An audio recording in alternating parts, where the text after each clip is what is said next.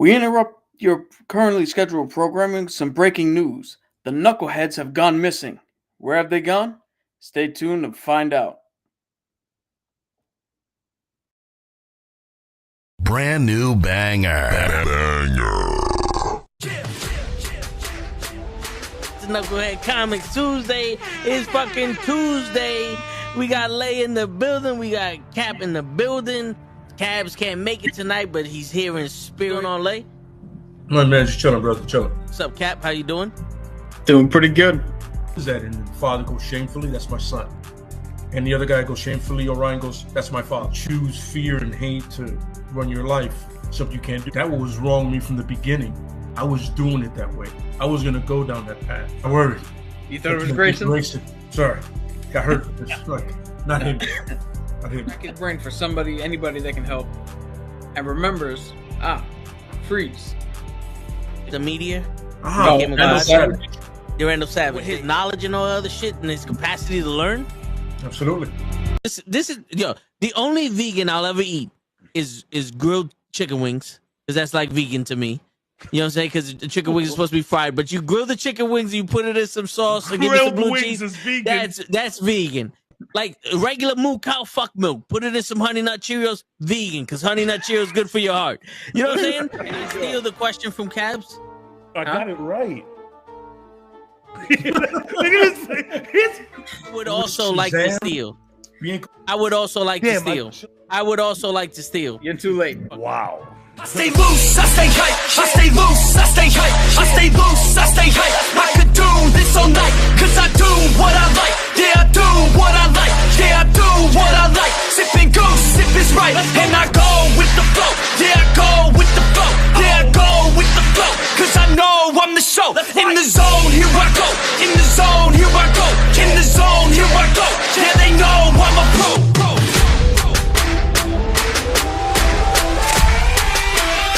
Let's go, let's go!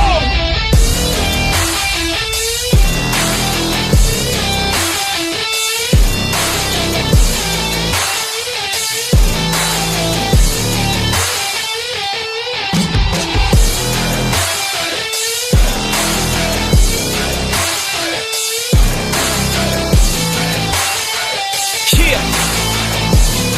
Let's go! Here I go, I get lit, I get hyped for this shit! Right.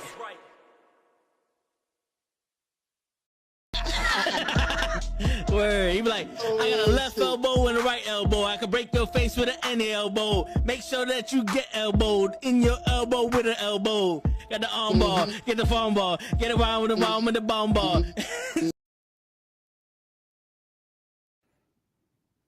What is up, everybody? It is Tuesday night. It is Nukkle HeDD Comics. It is me, Cap. The boys are somewhere else. We'll let you know exactly where they are. Joining me right now, Hoach. Man, we got this covered. Toe is doing his own thing. He's taking some time off. So check around to various channels and where everything else is going to pop up normally this week. Like Gigi did the Raw Watch Along. That's right. Yesterday. She might do the Wrestling with Knuckleheads coming up on Thursday. Still trying to figure out what's going on with the sports and with the Toe and the Show with Ray and Gigi. So stay tuned for all that. But tonight, Yes. I'm here. Coach is here. Ray, I think Ray's a little bit under the weather. We're hoping Ray's under the weather. He's joining us in the comment section, though. Yeah. I just figured out how to put the chats on. So, Hi, Mr. Loki, congratulations on your new job. John L out there. Tyson's Corbin, in. what's up? Ray, what did you do, Ray? Yeah. Gotta do it. I want to know knowing what I know behind the scenes, I want to know what the fuck you're doing too, Ray. Tyson, what's up? Nah, but Toe's finding himself, I guess, this week. Yeah, he's on his eat, pray, love thing right now. Or knowing Toe, it's sleep, pray, love. Right? he needs the rest. So yeah. But that's like we got this. Yeah, so as they say, ain't nothing but a chicken wing. Yeah, a little bit of rundown. Tonight, we are talking about characters that have taken over the mantle. Specifically, I picked three specific examples. We got Sam Wilson as Cap, Miles Morales as Spider-Man, Kate Bishop as Hawkeye. I picked those for very specific reasons. We got to talk about, let's see, a little bit of news from whatever I can pull up on my news feed. The trailer, a more extensive trailer to the Thunderbolts drop. We're also going to be talking about that during the Super Bowl. I don't know if you saw that yet. I was too busy drinking because the Eagles were winning. Yeah, I want to say this.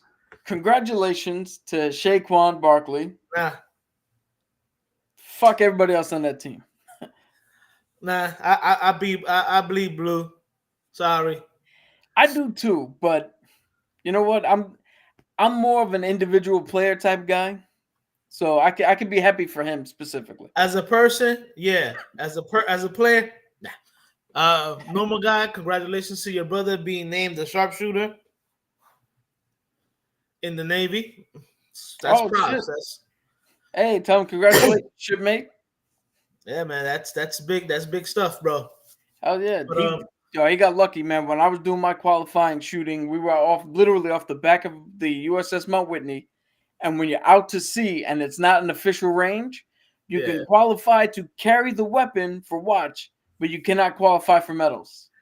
So I missed out on getting my sharpshooter medal and all that. But good on him, man. Tyson has a good little point here. Told found out the avocados were invented in the 1980s. That's why he ain't here. Yeah, it's been racking his brain this entire time. It has. But it is what it is. But let's get to so you're talking about basically 3, I guess, like multi-universe characters that are taking over. Because Miles Morales is from Yeah, I'll get to why I picked everybody when we get to that segment there. Because so a little bit of background before we get into it. This topic got spurred because I was asked, and I'm not going to say by who, but I was asked specifically how I feel about a black Captain America.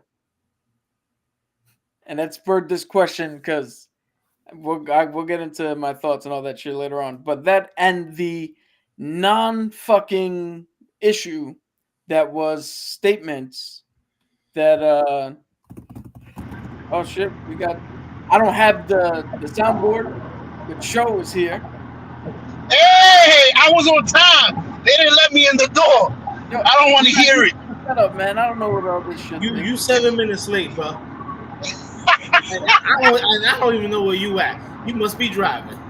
I am driving, but I got the personal background, man. Driving in his living room. Shit, I wish that was my living room. Yeah. So that'd be a nice little view. So the second thing that spurred this on was the non-controversial statements that were made by Anthony Mackie, which we'll get into in depth, and I'll explain why they're non-fucking controversial and why everybody else is blowing it out of proportions. But first, let's see, we got a little bit of news here. So the rumor mill is stating that Thanos is going to make his return sooner than we think in the MCU. So my question to you guys, when do you think that's going to be? And do you think we need his return? We don't need his return. I believe in, Marvel has enough villains that we don't need Thanos. There are so many villains. You got Galactus, Doctor Doom, just to name one or two, it's just like, why focus on just one? You know what I'm saying? He had his run, and it was a great run. You know what I'm saying? And it's like, why incorporate him again when you don't really need to? Yeah. That's just me. I agree with you. I have one exception. Right? Because we assumed that for Secret War, they were just going to put everybody in. Right. And my exception would be if the original Thanos, the one that played at the end of the Avengers trailer, or the Avengers movie, before Josh Brolin took over. If they got that dude to come in for the Secret War, then I'm okay with it. because it will be a complete different Thanos. Right. But it's like one of my favorite superhero is Spidey, and like I tell people, the reason why is because he's the most down to earth one in all the comics. You know what I'm saying? You see him struggle with our everyday problems. You know what I'm saying? Trying to make rent. Trying to be the best person you can be, taking care of your grandparents, or in his case, Aunt May, which is basically his mother, because let's cut the crap, she raised him. Yeah. You know what I'm saying? So I always identify with Spidey more than anybody. And if you read Spider-Man: The Secret Wars, that was quote unquote Venom's first appearance, or the symbiote, or whatever you want to call it. But even that, the big bad in that wasn't even Thanos. It wasn't Doom. It was the Beyonder. So it's like, dude, there's so many different ways you can go around it. My whole thing with bringing back Thanos is oversaturation. Yeah. It reads a little bit desperate because they keep. It's like, yo, we don't have any faith in what we have going forward, so let's just try to. Which is crazy. Bring everybody back in. And I don't mean to interrupt you, but it's crazy because you literally brought back Robert Downey Jr. as Dr. Doom because you quote unquote thought you needed a big name. Now, me personally, the original guy who played Victor Von Doom in the original Fantastic Four with Jessica Alba, I love that guy. You know what I'm saying? I watched him in a lot of different TVs and movies, and he always has that cocky era aura about him that when I saw him play the Dr. Doom in that Fantastic Four, I was like, all right, he's believable. Yeah, I've always been partial to Luke Evans. That's the dude that I want to see play Dr. Doom. Okay. Because he's. Have you ever seen No One Lives? It's a like slasher movie with a twist where we have bad guys, but he's also a bad guy, and they fucked with him. So then he essentially turns into the Punisher.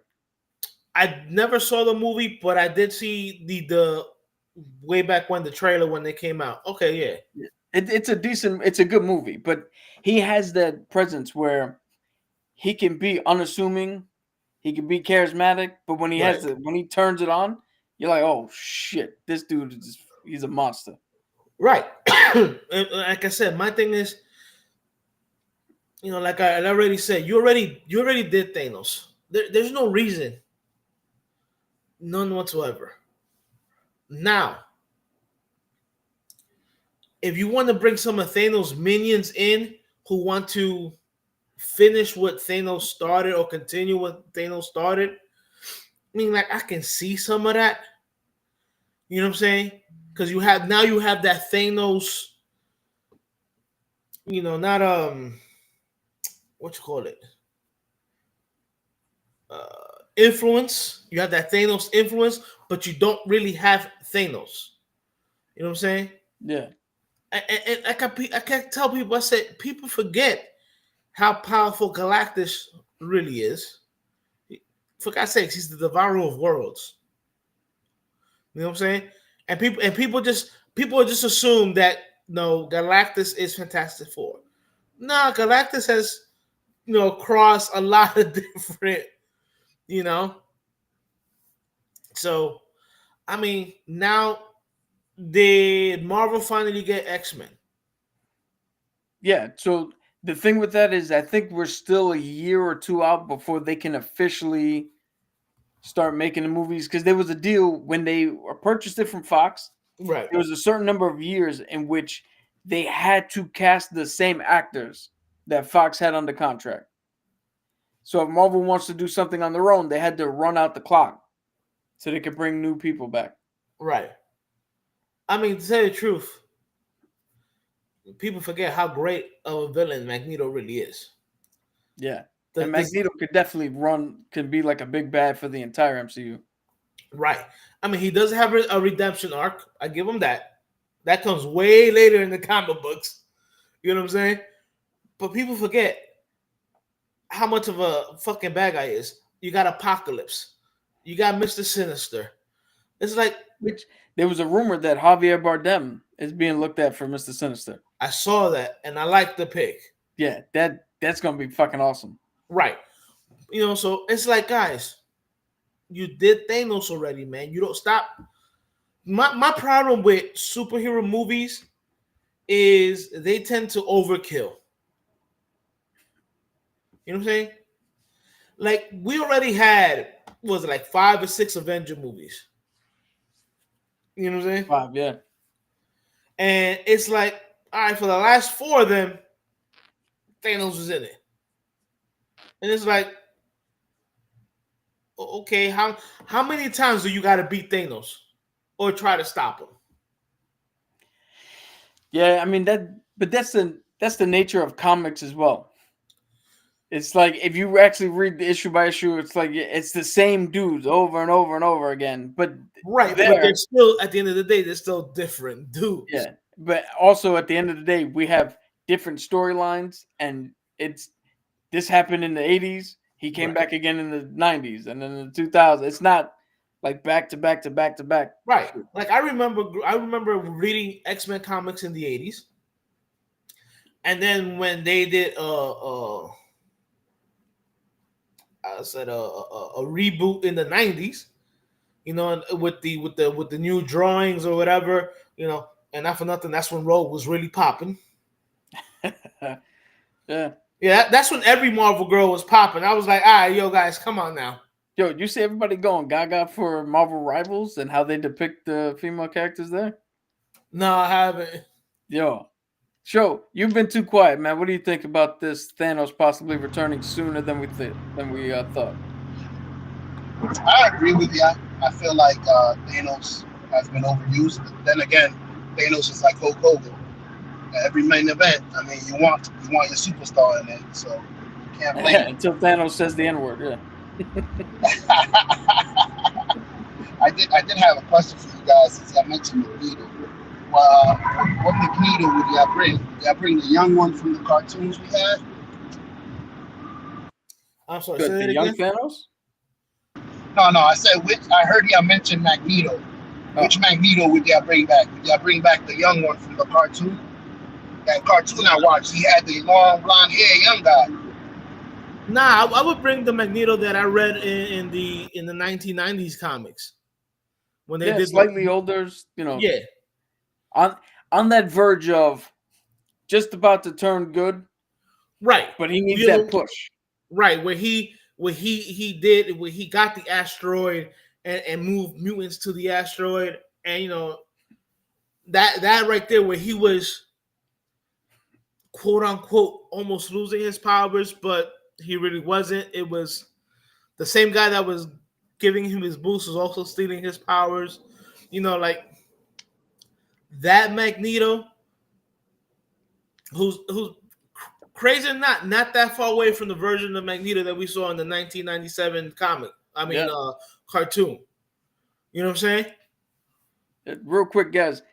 I'm not used to how this shit works behind the scenes, so forgive me for not putting the chats up on the screen, and I'm really not used to looking at the chat because most of the time I don't even see them. That's all right. I have the chats here. So like I can see them now, but I'm not used to even looking that way. So pardon me. I'm not used to hosting this thing, but nah, that's all right. Like I said, I'm gonna read out some of these comments right now. You have let me see here. Ray, who says leave Thanos to Squid Games. Damien said you can bring Thanos back in like a flashback, but other than that, I don't see why. I agree with that. He also said, Damien also said, I wouldn't mind if Marvel did a Thanos origin story like Max is doing with Penguin. That could be kind of cool. Right. He also says, which is what I wanted to bring up, Marvel is thinking about bringing back Jonathan Majors as Kang. So So that's I'm of two minds with that because on one hand, there's the whole, he did what he did and he paid for it. Like, how long do we keep him in limbo? But on the other hand, But then we've again, already moved on. there's actual video evidence of him fucking running away from a 120-pound white woman. Yeah. So I'm all for the second chance, but we moved on. Right. We've already set up Mr. Loki. Mr. Loki said Magneto now. I don't know which Magneto. I think he might be talking about the Magneto in the 1997 cartoons on Disney Plus. That's what we might be talking about. Mr. Loki, if you're still around, please specify which Magneto now you were talking about. So, what do you think about Jonathan Majors possibly coming back? I'm with you. It's like the ship has sailed. They brought it up. They brought us up to the mountain. They showed us what they're gonna give us, and they took it away from us because of what he did. So now we're like, just continue with the Doctor Doom, man. Forget it. But then again, you want the man to make his money back. I mean, he's like, but you're also gonna be like Johnny Depp. Now you gotta understand though that you leave Loki in a total,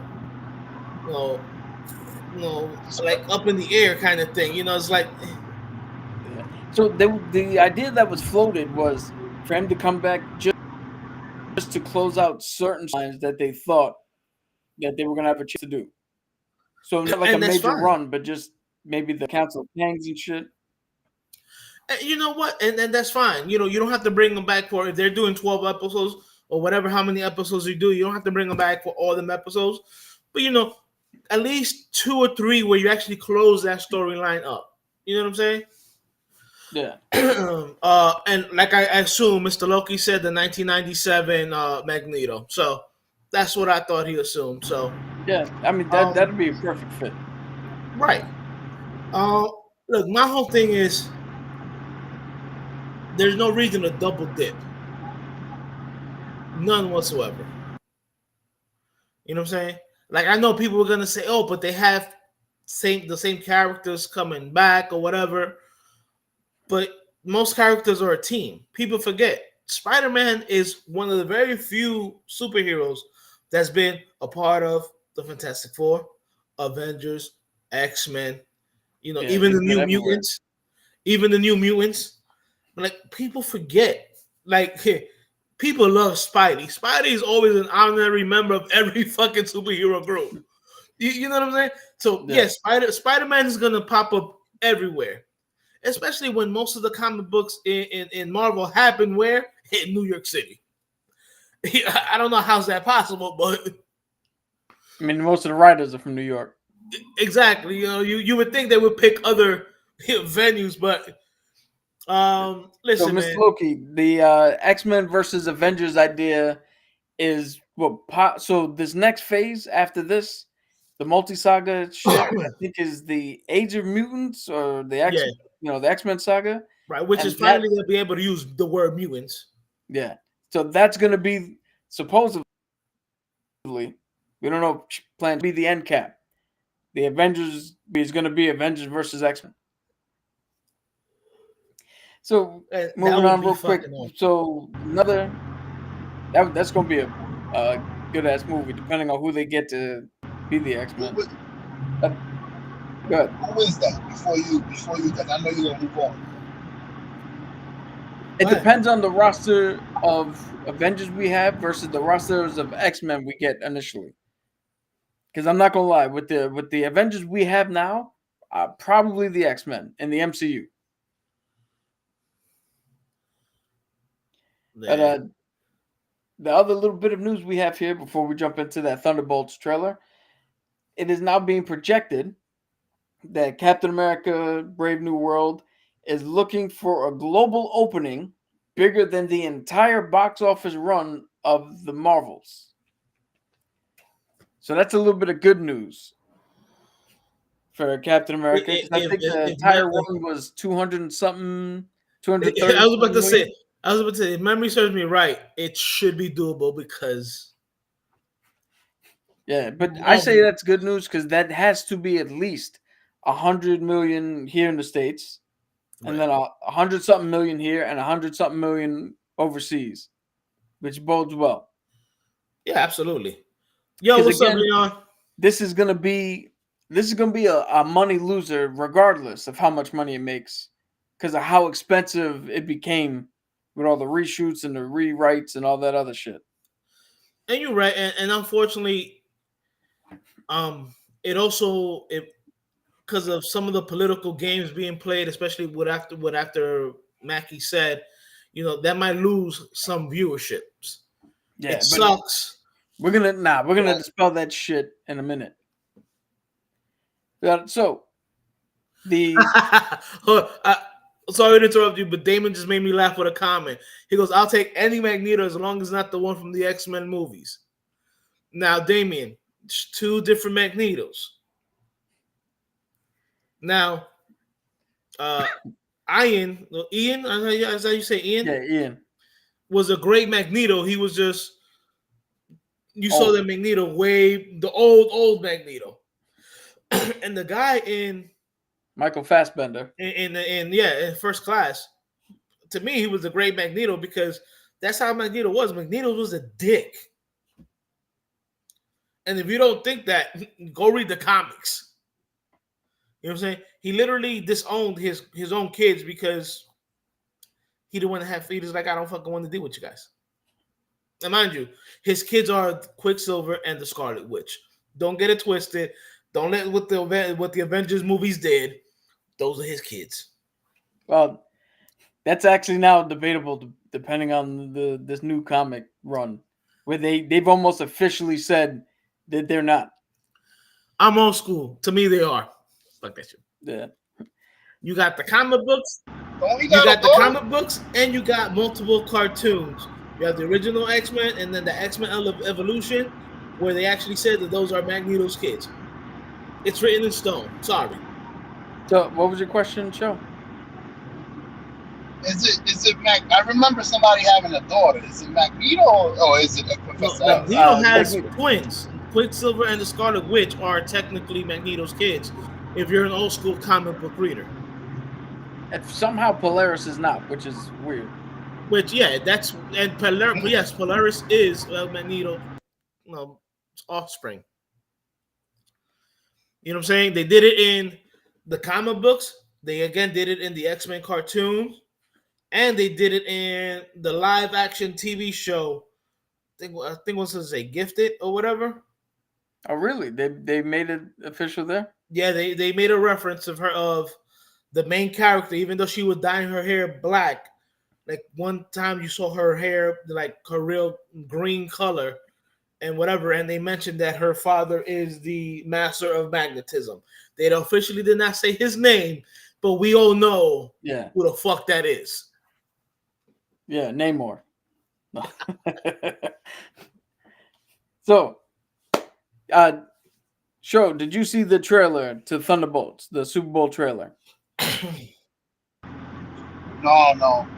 The last trailer I haven't looked at was Fantastic. All right, so I guess Hoach, you said you didn't see it either, right?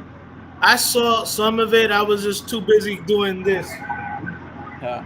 So I to enjoy it, but I remember seeing it. We'll give you a little. Well, I'm not going to give a synopsis because go watch the trailer. I mean, I'm not going to spoil shit for everybody. You can just YouTube it. Yeah, but after that trailer, I am 100%. I was already 100%, but now I'm 100 plus 100% on board with this movie. Okay. This movie looks like it's gonna have a real fucking dilemma between hero and villains. It's gonna have a real interesting dynamic with getting the team together. Okay. Looks like it's gonna have actual heart. Looks like it's gonna have good action, good writing, the comedy shit that they always do, but it looks like it's gonna actually be funny. There's a line in the movie where or in the trailer where Yelena is saying, like, she's essentially like, yo, I feel like I'm a failure. How the fuck are we gonna do this shit? And Red Guardian looks at her and is like, I don't see your failures when I look at you. Right. And you see her fucking tear up. And it's like that's the shit we need from Marvel.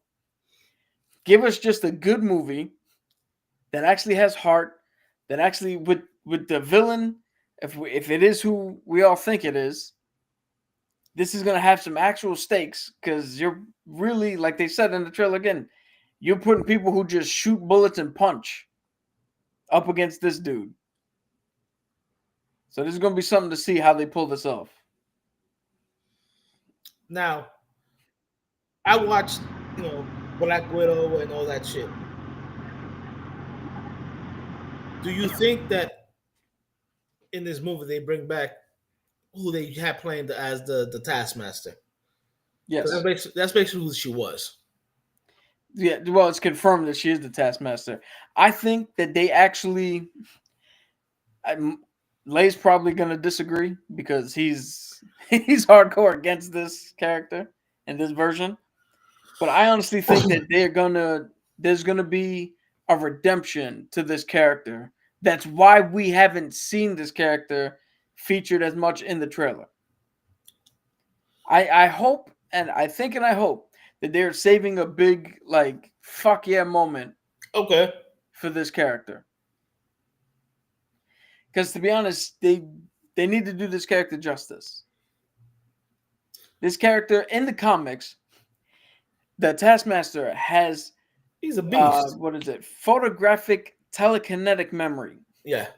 Which means he could see you do something once, and then he knows how it is already. So if he watches you fight, he can fight exactly like you. Yeah. He knows exactly what you're going to do, what your tendencies are. It's the only way to beat him is to do shit you don't fucking do and come up with new ways to do shit.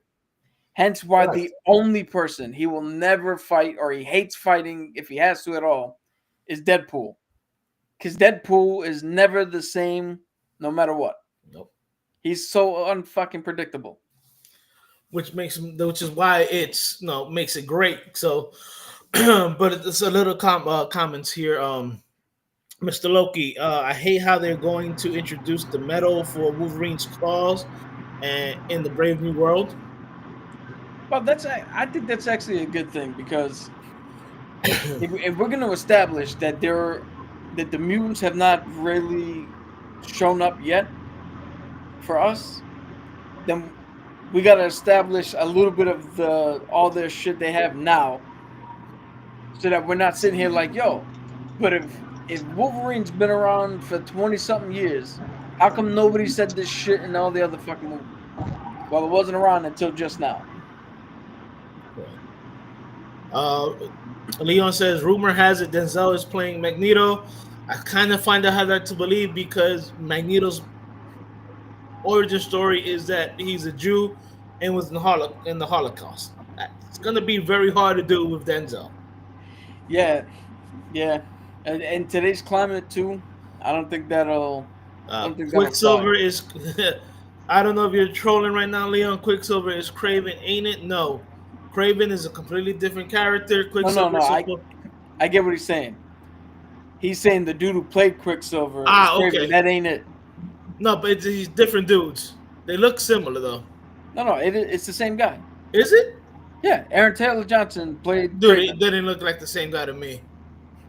Yeah, no, he got bigger. Joe, that movie is so dumb. He starts the movie with the Russian accent while he's in the prison, killing whoever. Right, and ends it. And then for the rest of the movie, he does his kick-ass fucking voice. Right, which is horrible. So yeah, Leon, I guess the guy who played Quicksilver is the guy who played Kraven. Damien, the best thing about the Thunderbolt movie is that it's not a Sony movie. Yo, I'm telling you, I'm willing to put Show's entire paycheck, this yearly paycheck on this, that the Thunderbolts is going to be the biggest surprise for Marvel this year. That's going to be the best movie out of Fantastic Four and Cap Brave New World. Wow, that's a bold statement. Yeah, I mean, Show's entire paycheck for the entire year. I'm willing to put it down. So after you say that don't count. Who you got? Fucking R2D2 with you? That's his radar. Nah, I had a cop around me. My Yeah. fault. I had to mute I myself. know that sound. That's his radar saying there's a cop around. Slow down. Wait, you bring a cop around me? No. Yo, I got a question.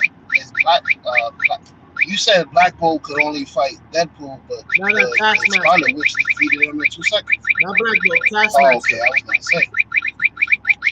Okay. Let me turn this off. My question to you is, Black Bolt, is it gonna be the same guy from Deadpool? So Black Bolt wasn't in Was it Deadpool. Deadpool? Black Bolt was in Immortals. Multiverse of Madness. Oh yeah, Multiverse of Madness. Yeah. Yeah, that's the one where the witch destroyed him. I think that dude Got rid of his Yeah, face. I think that version of Black Bolt is dead. And if they do bring in the New Mutants, it's going to be not the New Mutants, the Inhumans. It's going to be a new cast. Okay. Leon has a question. How will you bring in Tom Hardy Venom into the MCU? Sadly, for me, I wouldn't. You just drop off the symbiote, and we have a brand new Eddie Brock. Or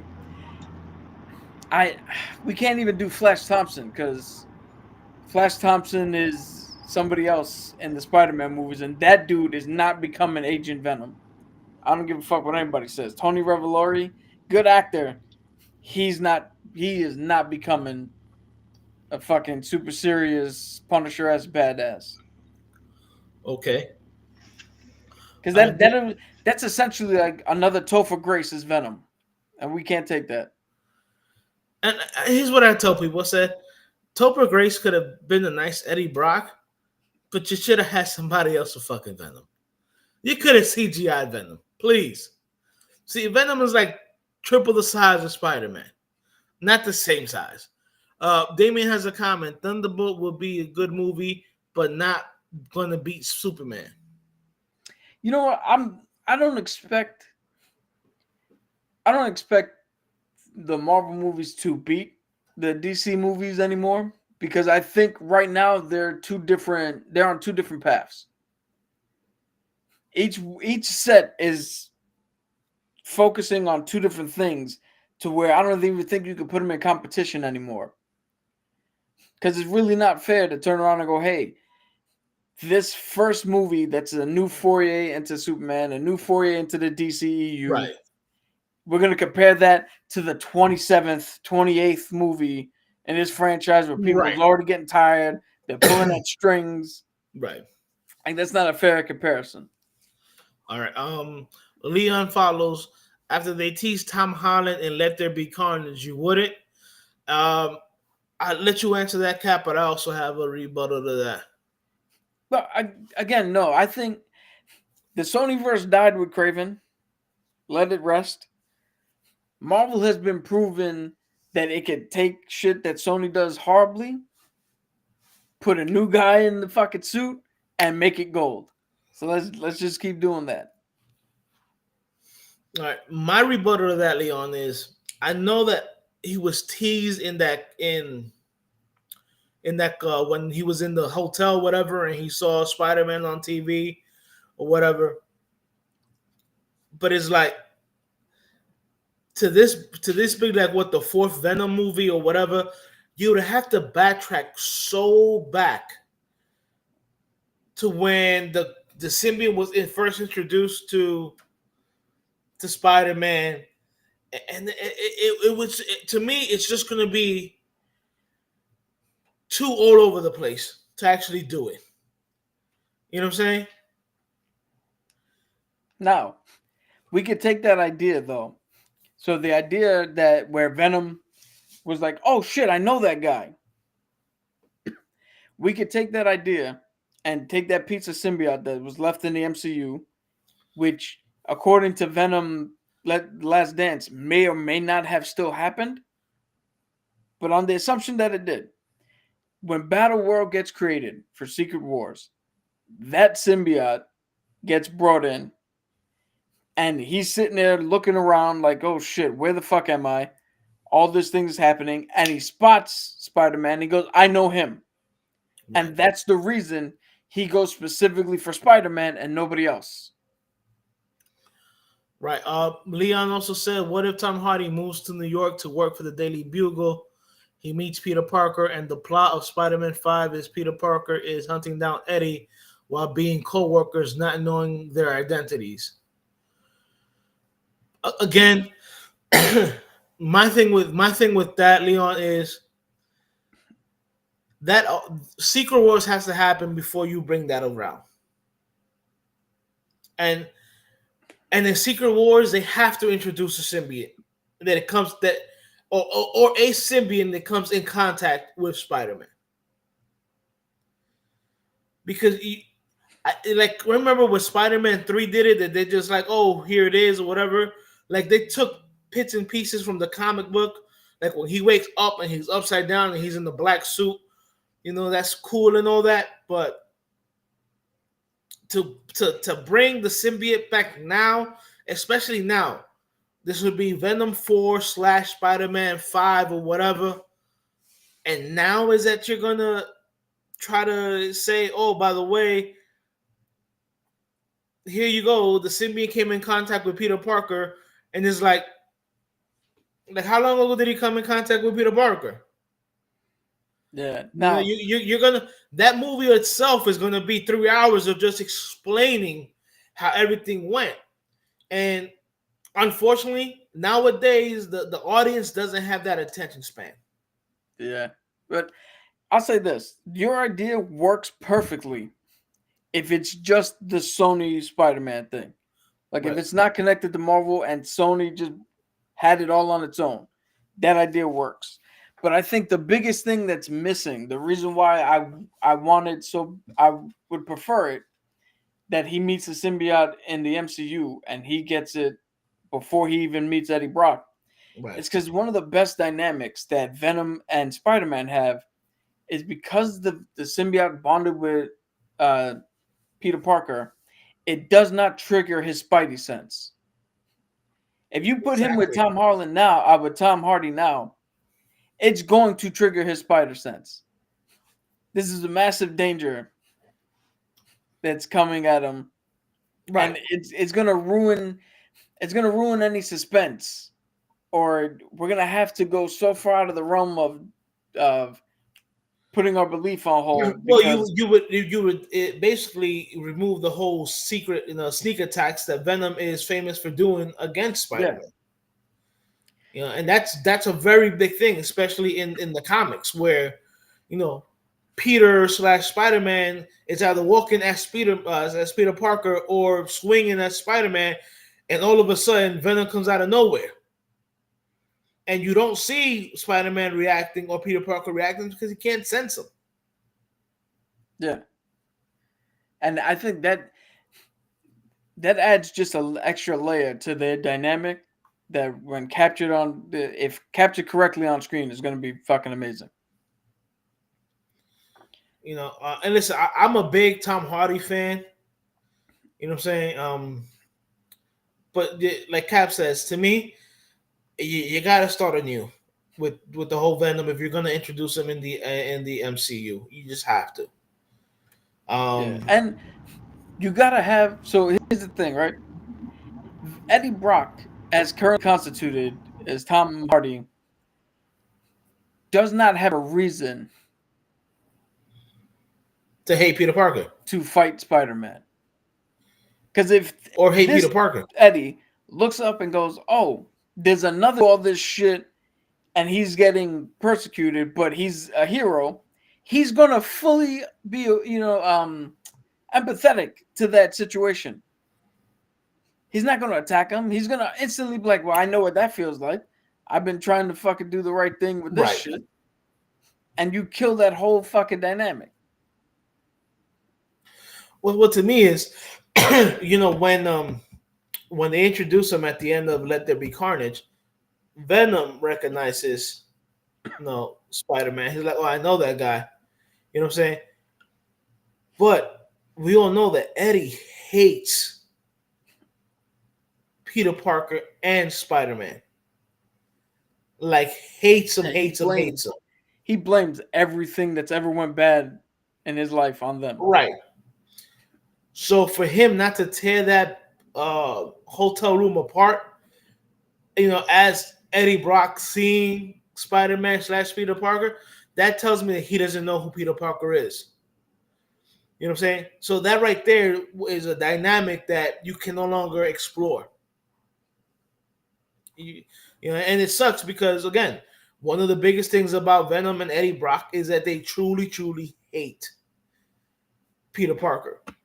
Eddie because he blames Peter for everything that's gone wrong in his life, and Venom because Peter rejected him. Yeah, which, so you are the common man here, right?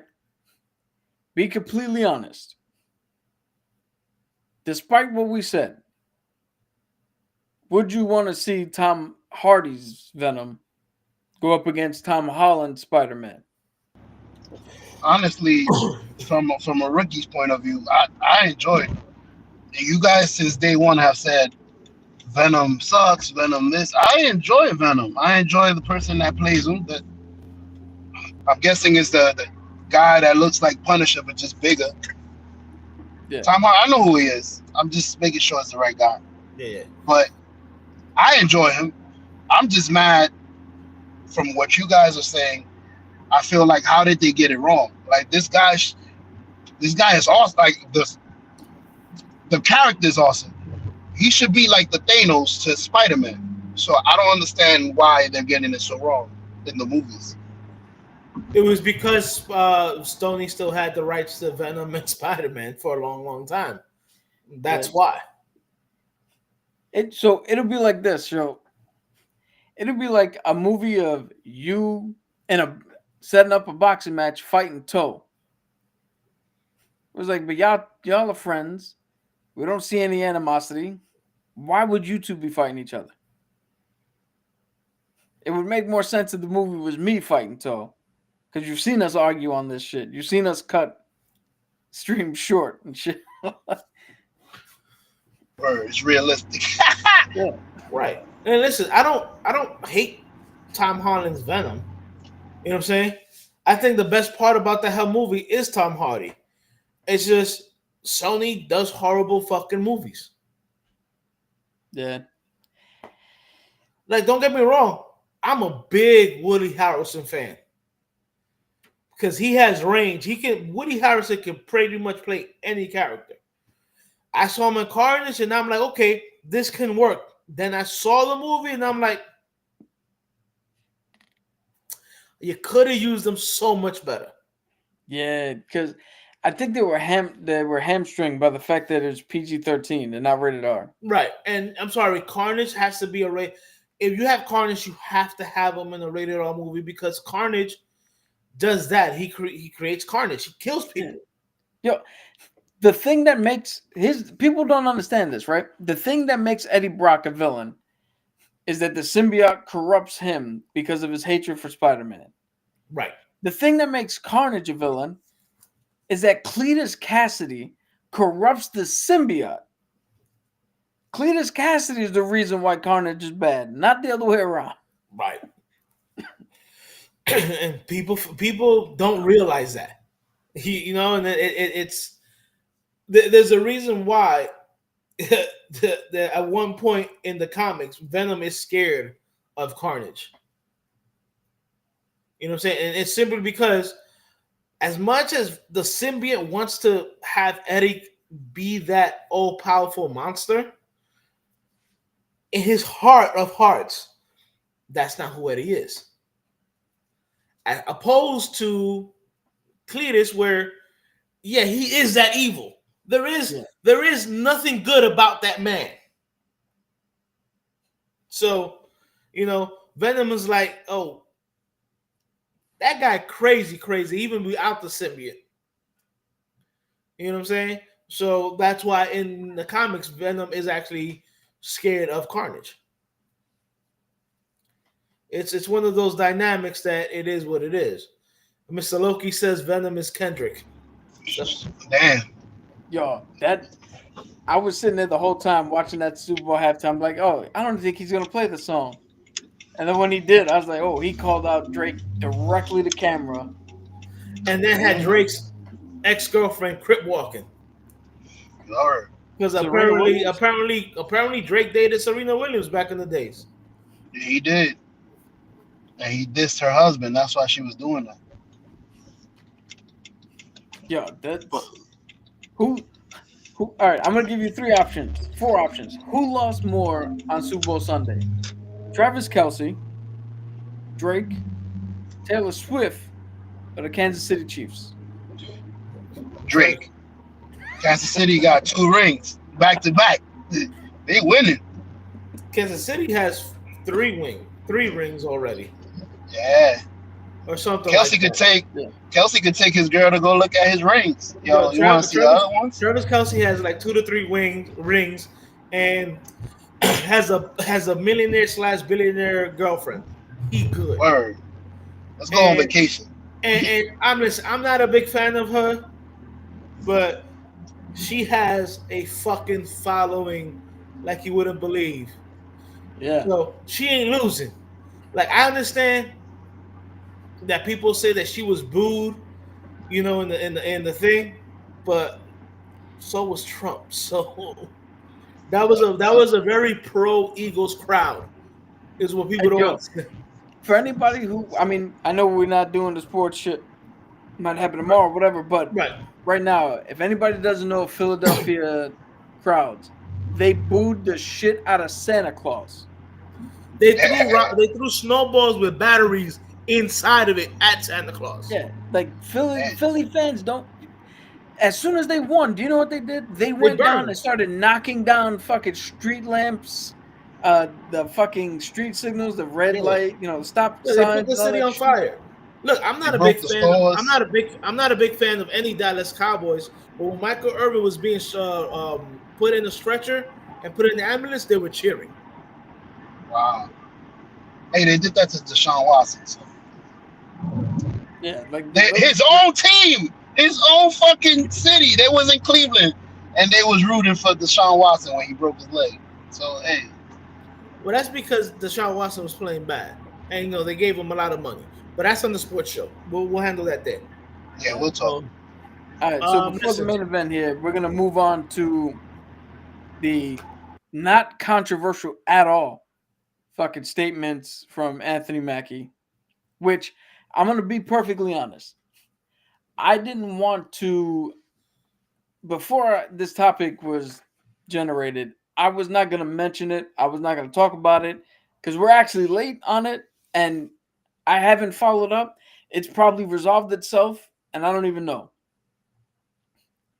But I've seen hit pieces on it already, and I've seen other people bring up chatter back when he first said it. And they're saying that he was saying Captain America is no longer American and no longer represents America. And that is not what the fuck he was saying. And I'll let you guys put your piece in, but I'm going to be as blunt as fucking possible. Anybody who did a video stating that this dude was trying in any way to turn Captain America against the USA or the troops, or he doesn't stand for America, you're fucking stupid. That point blank. You're fucking stupid. He's American. The entire point of Captain America, what Anthony Mackie was trying to say, and what the symbol of Steve Rogers is larger than the US of A. That is the symbol. The Sentinel of Liberty is the nickname for Captain America. That is the symbol of which everybody on the planet can aspire to be. This isn't even a, hey, come to America because look at America. We have the biggest and best hero. No. He's wearing red, white, and blue, but that's inconsequential to the man he is and what he represents. And when Sokovia sees him coming to help out, they shouldn't look at him as, oh, the Americans showed up. No. Steve Rogers showed up. Captain America showed up. People in Sokovia should be able to look at his heroism and aspire to be that. People in Egypt. And somebody brought up the Superman. In the Superman trailer, you see the little boy in Africa raise the flag for Superman's help. Right. That's the same that Captain America, Steve Rogers, and Sam Wilson should be. Because that's what the fuck. This motherfucker looked the U.S. government in the face and said, I'm not signing your Sokovia Accords because I don't want you to tell me where I can go, and I don't want you to tell me where I can't go. And who will have to fight? Yeah. If you want a pro Captain America, that's what John Walker is. That's what U.S. agent is. That's the guy who does whatever the government says. And, No questions I'm not asked. knocking him. No I dressed questions up asked. as U.S. agent. I'm a fan of U.S. agent. I'm not knocking that. I'm just simply stating out the point that the ideal of Captain America and what it stands for, what that shield stands for, is greater than our borders. And that's where we could take, that's where America has lost some of its fucking luster. We used to take pride in this shit. It literally says on a fucking teal lady in the middle of the fucking Hudson out there, give me your tired, you're weak, you're poor, your huddled masses yearning to be free. We were supposed to be the beacon. That's what the fuck he was saying. And I'll let you guys go. Damn, you can lead me into battle with that speech. Brother man, Give me war!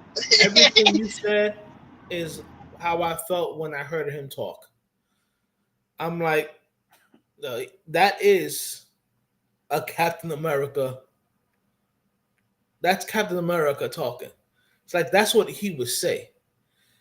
Captain America is literally, I'm fighting for the little person. I'm not fighting for the corporation. I'm fighting for the little person. Why? Because he himself was a little person. People forget how, like go back to the event, the Captain America, the first Avenger. Sam Rogers was that weak. He was that skinny. If it wasn't for the serum, nobody would know the name Sam Rogers. It's what it is. You know what I'm saying? He's Captain America, embodies the land of the free and the home of the brave. You know what I'm saying? He embodies, hey, I'll defend those who need to be defended. Yeah. And to bring this up to put it in other terms here. When somebody says Bruce Lee, he is a American born, right? But raised in China. He's a Chinese symbol of martial arts and blah, blah, blah, blah, blah. Right. Oh, no, that's right. When you say Bruce Lee, every single fucking person in the world goes, that motherfucker's dope. I want to be like him. When you say Jackie Chan, everybody in the world knows who the fuck Jackie Chan is. They know his courage. They know his stunt work. Like, that's Right. the symbol. So, show. Sorry, I'm passing somebody. Yeah, I agree with you. I didn't hear the comments. I would have told you to play it for me so that people can hear what you're talking about. But it's crazy. I don't really like, from what I hear you saying, he didn't seem to say much to anger people, but it seems like since they're trying to switch the color of Captain America, now everything is fucking on the magnet. Like, So- everything is blown up. So one of the videos, the title was, so Captain America no longer represents the US of A. And I was like, that you don't understand what the fuck Captain America is then. Because in B, he does represent America. But he represents what we're supposed to be again. Like the position we put ourselves in after World War I and II. That's what he's supposed to be. The people that will come in whenever anybody needs help. People who could turn the tide in a fucking world war. The people who are going to come in if a disaster strikes anywhere in the world, who's going to lend aid, help out. Like the shit that I was proud of when when I was fucking grown up.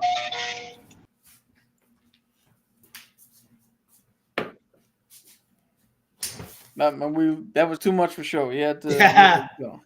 Yeah, man. Nah, but listen, bro. You, to me,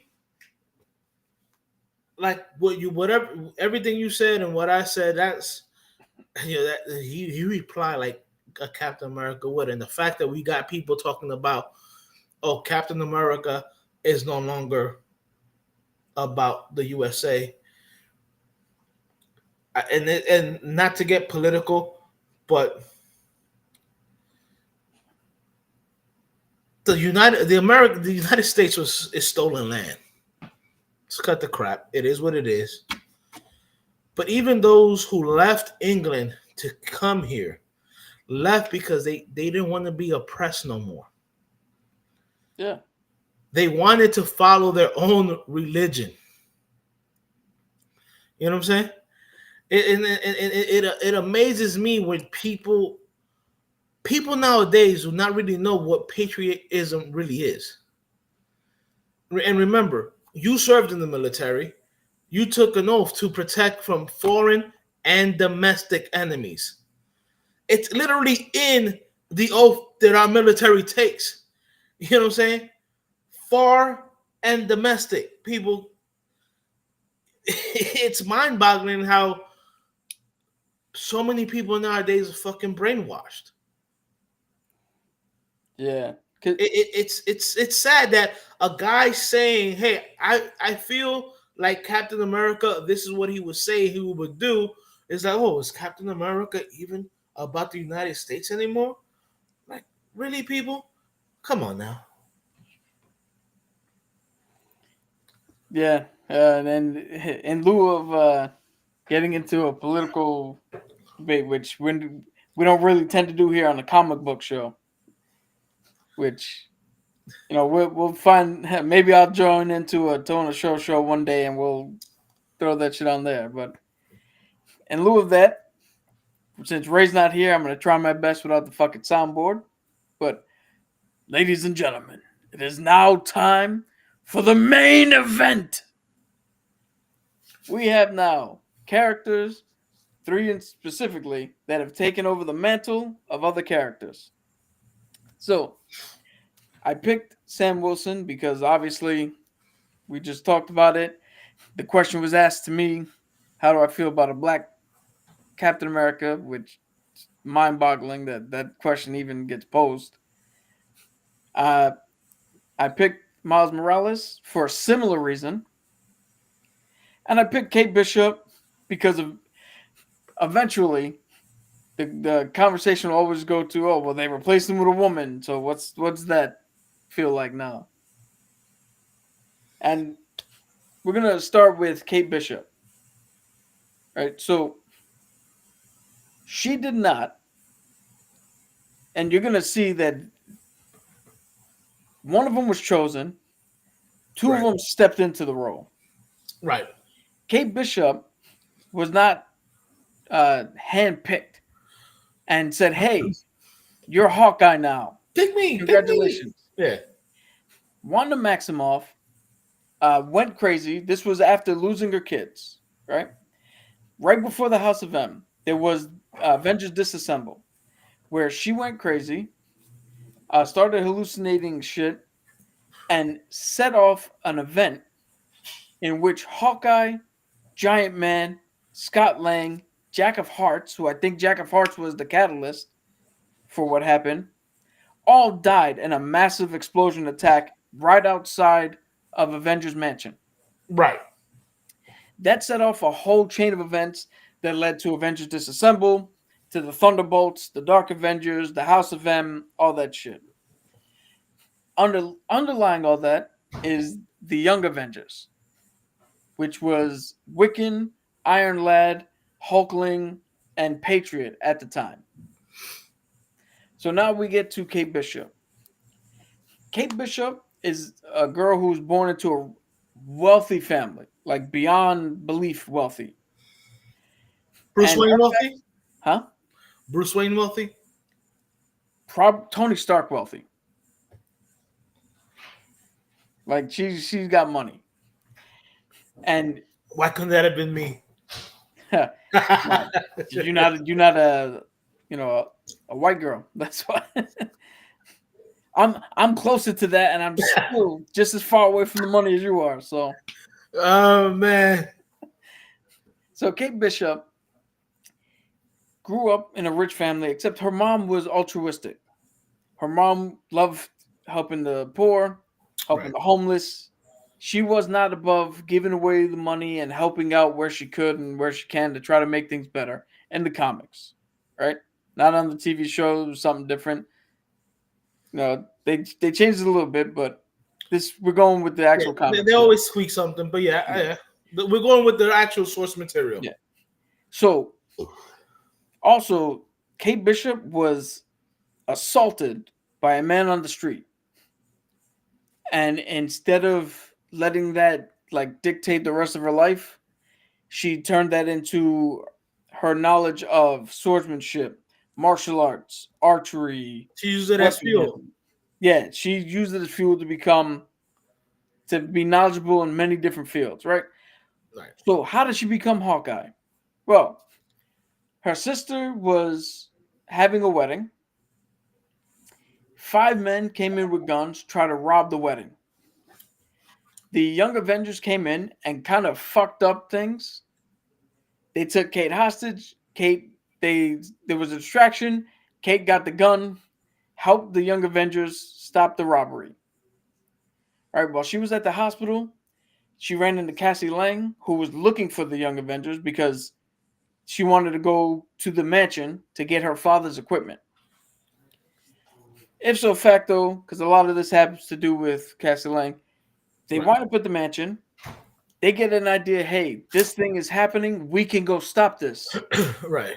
So Kate Bishop runs inside the mansion. She takes Mockingbird's mask, Swordsmaster's sword, Clint's bow and arrows. Right?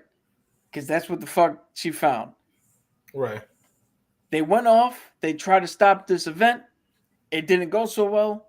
Captain America fucking turns around and reamed them out. He was like, yo, you guys are untrained. You're unprofessional. We don't need you out here messing everything up. Stand down. Right. And Bishop got in his face. And not only that, people forget that how the Avengers are formed. They're almost like the face of a corporation. Yeah. So when they mess up, the people behind them are like, yo, you guys done fucked up. Yeah. Especially after just having a tragic loss with. Right. It's not like the X-Men where if they fuck up, they come home and Professor X talking about, guys, what happened? Like, no, the Avengers is like, people got to remember that. So Kate Bishop gets into Captain America's face. It's like, yo, train us then. Right. If we're so untrained, you train us. She stood up to him. He said no and sent them on their way. So what did she do? She used her money. She used her influence. She bought an abandoned factory. She got fashion designers to come up with all new outfits. She put the team together again. They went out and had success. And Captain America saw how she led and saw what the results were. Right. And gave her a handwritten note where he said specifically, the only other person to ever stand up to him the way she did was Clint Barton. And he gave her the designation of Hawkeye. Oh, that's fucking awesome. Yeah, so right off the bat, she was not looking for the designation. She did not take the designation because they wanted to make him a woman now. She did what she did. She stepped up and did what she thought was the right thing to do. Right. She stood her ground, and in the eyes of Captain America, earned the right and the respect to take that mantle, because at this point, Hawkeye was deceased. Right. And people forget Hawkeye was very talented. Man didn't have no superpowers. Just very talented. Yeah. No special gear. Just a bow and an arrow. Yeah. And if you want to bring it to the TV show, again, Clint Barton, she didn't show up to replace him. It just happenstance she was in the wrong place at the wrong time, wearing the wrong gear. Right. And they stumbled into a partnership. And after gaining his respect, she got the name. Right.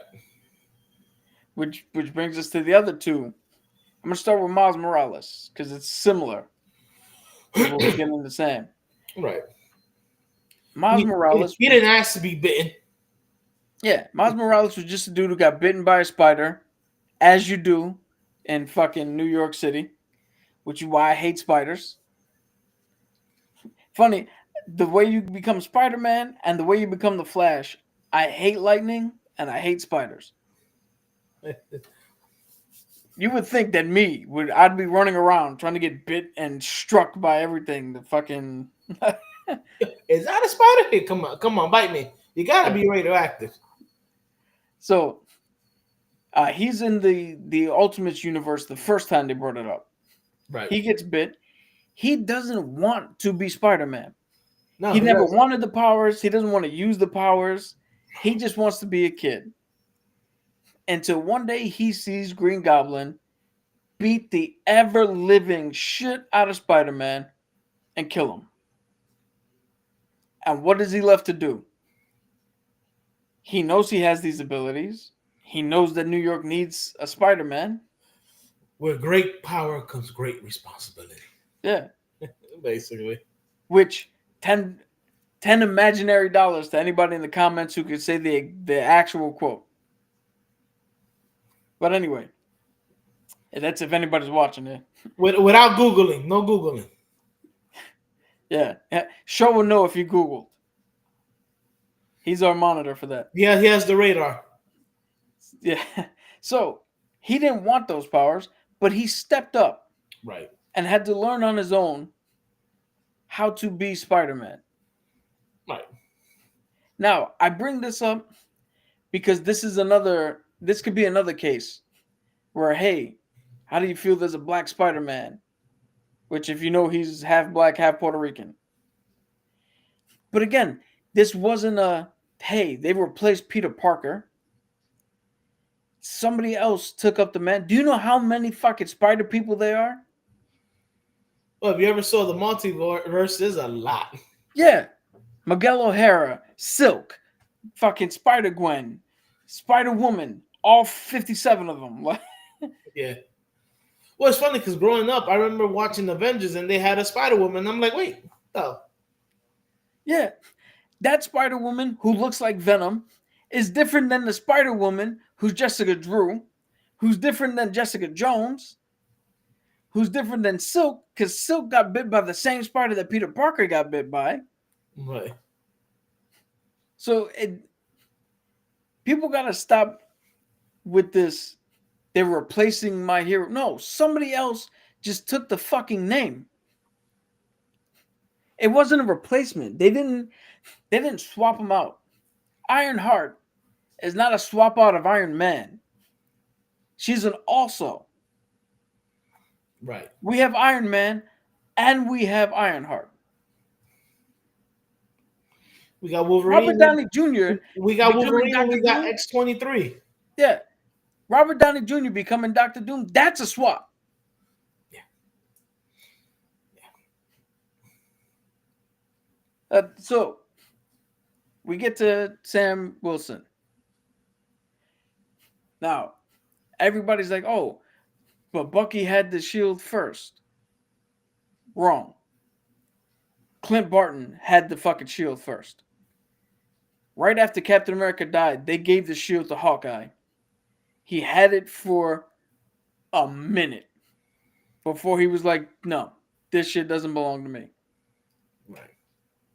Cap then told Tony, hey, look after Bucky. And gave him the shield not as a, hey, this is my handpicked replacement. Right. This is a rehabilitation for Bucky. This is how he can get over all the shit he did as the Winter Soldier. Right. Give him the shield. give him the responsibility, let him atone for what he's done. Right. Because if you look at the difference, all right, I'm gonna bring it up right now. Give me 1 second. Sure.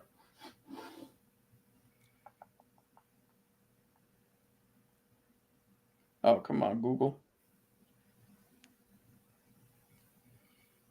See, this is the best part of when I'm not in charge. I have time to sit here and get all this shit beforehand. That's all right. So, this is Captain America, Steve Rogers, right? Right. Then we have, where is he? I'm gonna get a picture of the new one because I don't see one of his old shit. But then you have Sam Wilson, Right. right? But then if you look at Captain America, Bucky, or as everybody like to call him, Captain Puerto Rico. Look at the vastly different tone that feels and presents. Right. He walked around with a 45 on him. He looked more like John Walker, U.S. agent, and acted more like John Walker, U.S. agent, than he did Cap.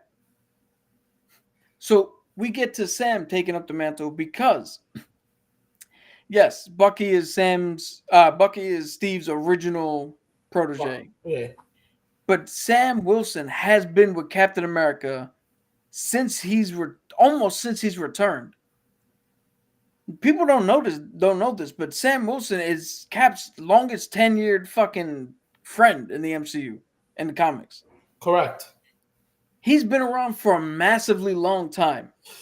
And if you're going to pick somebody who was under your learning tree, not to steal from Chris Jericho, but it should be the guy who has been by your side for 50 fucking years. And not the dude who was 3 minutes ago brainwashed into killing people. Right. And again, I totally agree. he is not taking over. He is picking up the mantle. And for anybody who's like, oh, again, who brings up the color of the person.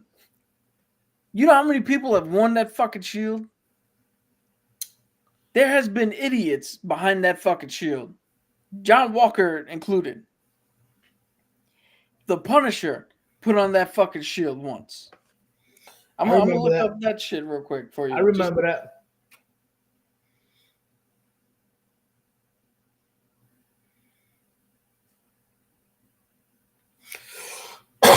Look how dumb this shit looks. Yeah. So the right man has the shield in the comics. Correct. You're 100% correct. And the only reason they ever took it from him and gave it back to Steve is because Steve was Hydra. Because the Red Skull turned the cosmic cube into a sentient little girl and rewrote history. It's the only fucking reason. Because the minute the actual Steve Rogers came back, Sam's still Cap. So you're right. Go ahead. You want to? No, so yeah, and you're right. You're absolutely right. So I bring this now into the MCU, right?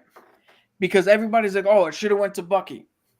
Again, Steve Rogers is going to pass the mantle of Captain America, right? And despite the whole, in the show, they acknowledge that Steve didn't think of the implications of handing it to a black man in America. Do you know why he didn't think of those implications? You don't see color. Not only that, if you're going to hand it to somebody, Bucky Barnes, again, dealing with mental trauma, dealing with PTSD, dealing with still the ramifications of being brainwashed and whatever else they put in front of him into his mind. Sam Wilson volunteered for the military, volunteered to be a spokesperson who's dealt with, a counselor who's dealt with PTSD and troops returning back. Right. Again, he stuck by Steve Rogers through thick and thin in the MCU without question. But he also embodied what the mantle of Captain America is more than anybody else. Yeah. And what did he tell who was it? Nick Fury, when he showed up, he's like, "Who are you?" Or he's like, "What do you do?" And Sam Wilson was like, "I do everything he does, just slower." He already had the mindset of Steve. Again, you have somebody who, above all, knows the empathy that Captain America does. Steve Rogers did not get the super soldier serum because he was the biggest, strongest, fastest. He got the super soldier serum because he was the most brave, the most empathetic, the most sympathetic, and he knew the difference between punching who needed to be punched and saving somebody who you would think needed to be punched. And Sam Wilson, especially in the MCU, shows the same traits. And everybody wants to point out that it made no sense that he tried to save the flag smashers, even though they killed people in that building. And I would say to you that when you're dealing with somebody who is pushed to the brink, right, and whose mind is warped because of the whatever serum they gave them, plus the circumstances they've been in, and all that shit surrounding them. Yes, they killed people. Yes, they are on the wrong side of the argument. But it does not behoove anybody to meet them at their level. Right. If you truly want to reach them, right? We're not talking about eye for an eye vengeance. We're talking about truly reaching them, because the situation they were in, half the population came back. So now when you thought you were good, you were instantly back to struggling because maybe you had something that belonged to somebody else. And now 5 years have went by, you got to give it back to them, leaving you to square fucking one. Yeah. Oh, I got this new apartment or whatever. All of a sudden, somebody comes back and I'm like, all this stuff here is mine. Yeah. And you're dealing with a system that was not built to deal with this, because this is not a fucking situation that happens. No system could have possibly fucking foretold half the people disappearing and half the people coming right back. Yeah. So this situation has to be dealt with a bigger understanding, a broader understanding. And yeah, again, it might seem counterintuitive. And I'm not saying for every situation this has to be. Because we just talked about the Joker last week. And I don't give a shit who you are. The Joker needs to be put down. Right? So we do know that there is a line in which there is no return. In which there is no need for compassion or empathy or sympathy or anything. Correct. We just have to deal with the threat in front of us. Correct. But in that scenario, I don't think they've reached that line. Again, he never said don't put them in jail. He never said don't have them fucking face the consequence of what they've done. He just simply said, look at what they have been through. And we must actually set up a better system so that nobody else thinks of this, nobody else feels like this. Right. We can start to deal with what's fucking happening around us. Right. And if that doesn't sound like Captain America to you, regardless of what color's underneath the fucking mask, I don't think you understand Captain America. A lot of people don't have those values or virtues no more. That's what it is. And when they see somebody like Sam following, like I told people, I said from the beginning, and I saw Sam and I'm like, and I remember telling Led, I said, if Captain America goes down, I think Sam is going to be the next Cap. And even him was like, really? And I go, yeah. I said, look at him. He's literally following everything that Cap was doing. And like he said it, he's doing it a lot slower. Because remember, Sam, he has the wings and all that shit, but Sam is just a regular human being. You know what I'm saying? Same thing can say, oh, but Bucky got that arm. And he does have the super soldier serum in him. All right, yeah, a variation of it too. Yeah. So Sam don't have that. Sam is literally a guy from the military. That's all he is. He's just a guy who was like, I know right from wrong. Cap is right. I'm gonna follow Cap. That's it. Literally Sam in a nutshell. Do you want to know when I think the moment Steve Rogers decided that it was going to be Sam? There's a scene in Avengers Age of Ultron when they're in, I think it's the Stark Tower at the time. I don't think it was Avengers Tower yet. But they're having that party. Right. And Steve is telling Sam about what happened in the beginning when they went and hunted down all the Hydra. And Steve was like, yo, you should have been there. And Sam looked at him and was like, nah, man, that's your deal. I'm cool with the behind the scenes on the ground shit. That right there must have triggered what Dr. Erkin? I can't remember the doctor's name, but the guy, if you watch the first Avengers, he picked Steve because Steve is not seeking power. Right. He was just a good man. Right. And right there in that moment, it could have been, what do you call it? You got War Machine walking around going, and I dropped the fucking tank, boom.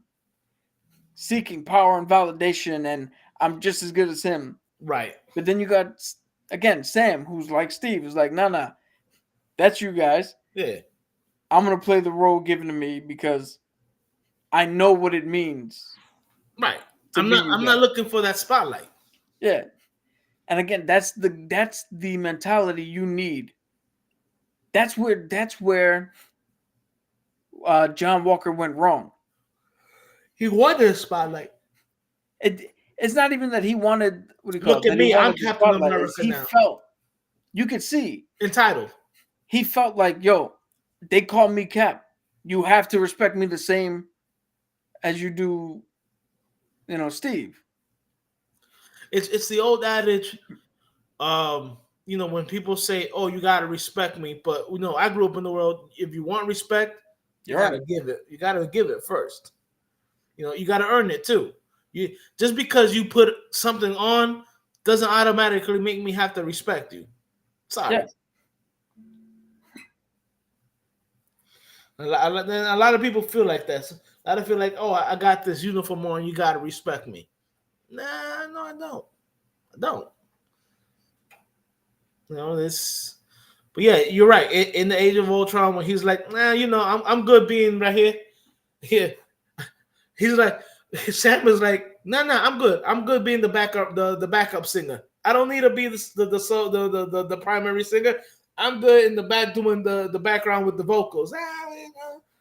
That's Sam. He's like, I'm good in the back, bro. I'm good. And you're right. That's when Cap was like, all right, he's not looking for the spotlight.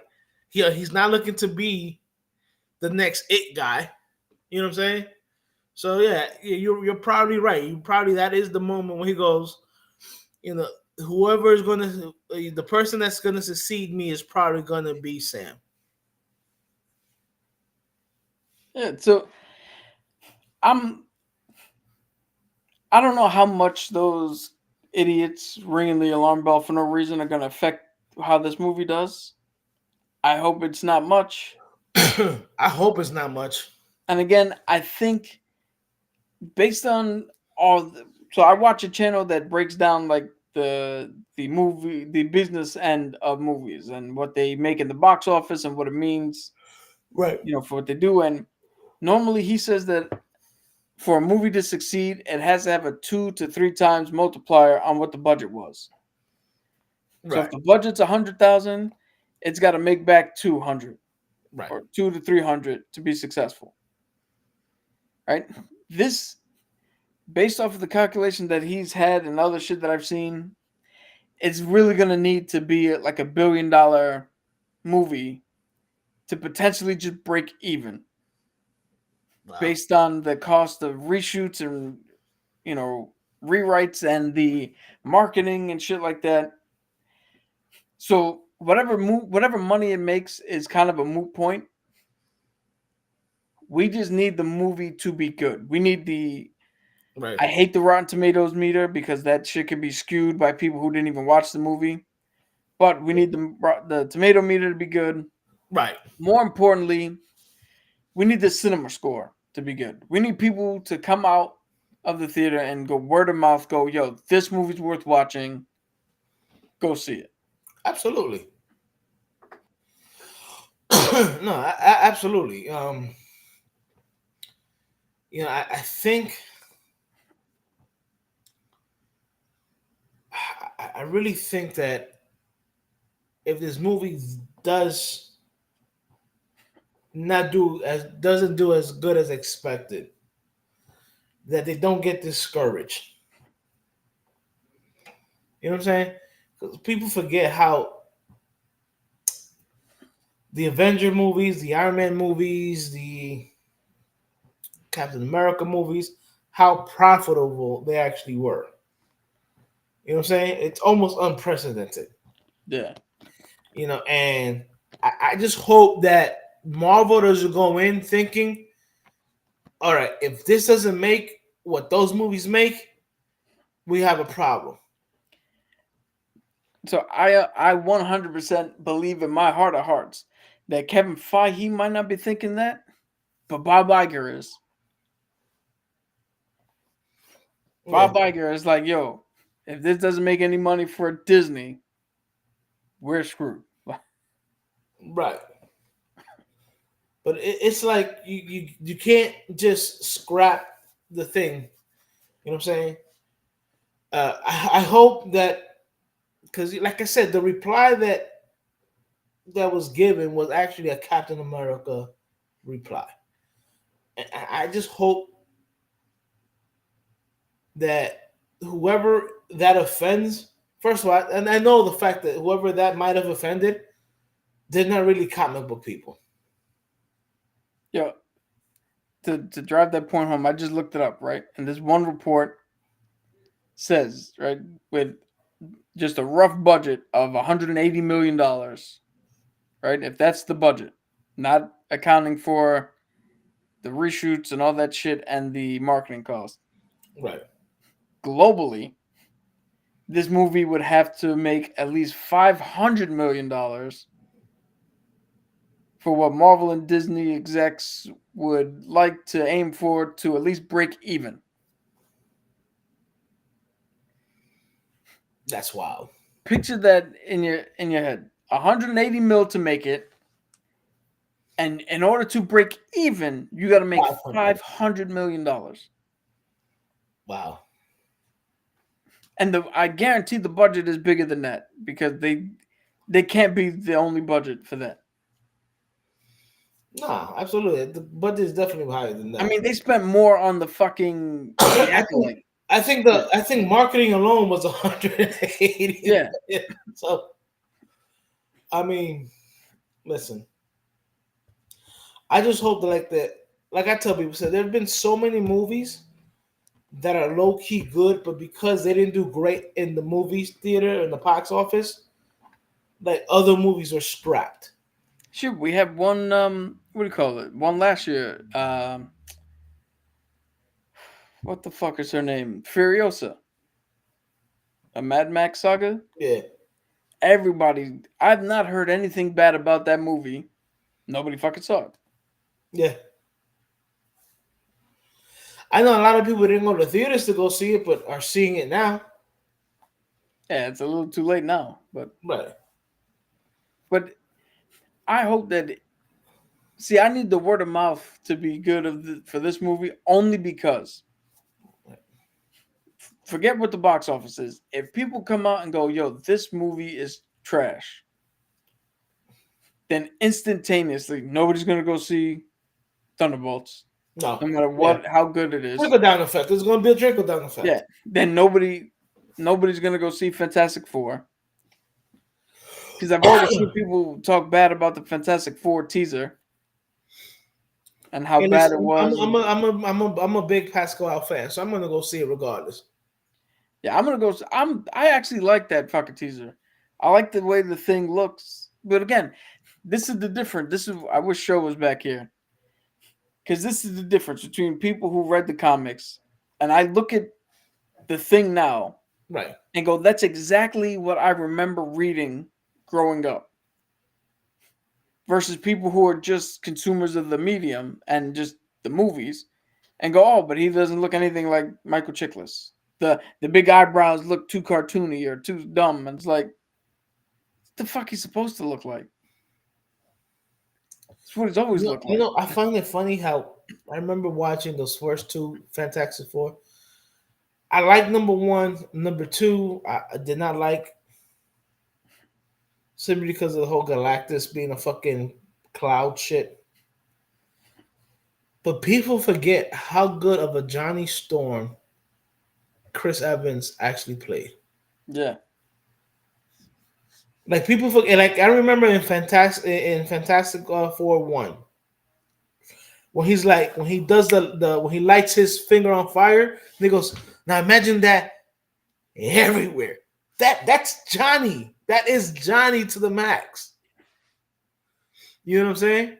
Like when he goes skiing or whatever, and fucking like, yo, that's Johnny Storm. And like, if you ever read the comic books, Johnny Storm did not become serious until he met the girl from the Inhumans. I forget her name, which is crazy because she ends up cheating on him. That's fucking crazy. I was Crystal, right? It was Yeah. the sister. Crystal. But it's like, yo, he didn't become mature until he met her. But up until he met her, Johnny Storm was a playboy. He was a clown. He didn't take anything serious. Like even when they were fighting Doom, he didn't take it serious. It was all a big joke to him. Until his sister got hurt, then it was like, all right, now I gotta be for real. But I love the way Michael Chiklis portrayed the Thing in that movie. As a matter of fact, I was happy with all the characters except for one. Mr. Fantastic? No, I actually liked him. Jessica Alba. I'm sorry. As fine as Jessica Alba was, I didn't see Susan Storm or Susan Richards or however she wants to be called. I didn't see it. I didn't see her as the Invisible Woman. I was just like, I get it. You picked the hot chick at the time. I get it. Did you what do you call? Did you hear what she said she was told to do on those movies? No. She was told that during crying scenes to cry prettier. So I don't think the direction for her helped out in any way for her to put in a good performance. Yeah, Leon, you gotta look at her now. Jessica Alba is still fine. Like I said, I Jessica Alba at that time was the hot actress, whatever. She's fine. Now here's the thing. Remember that TV show she had, Dark Angel? Yeah, I loved her in that. But as Susan Storm or Susan Richards, I just didn't see it. Sorry, I mean, was she hot? Yeah. Was she the it girl at the time? Yeah. As a comic book fan, if I looked at the comic book and I look at her, I would never make the correlation between her and Susan Storm. Yeah. You know who she would have been better for? White Tiger. Yes. And because she did Dark Angel, she had that kind of background. So absolutely. Absolutely. I agree with that.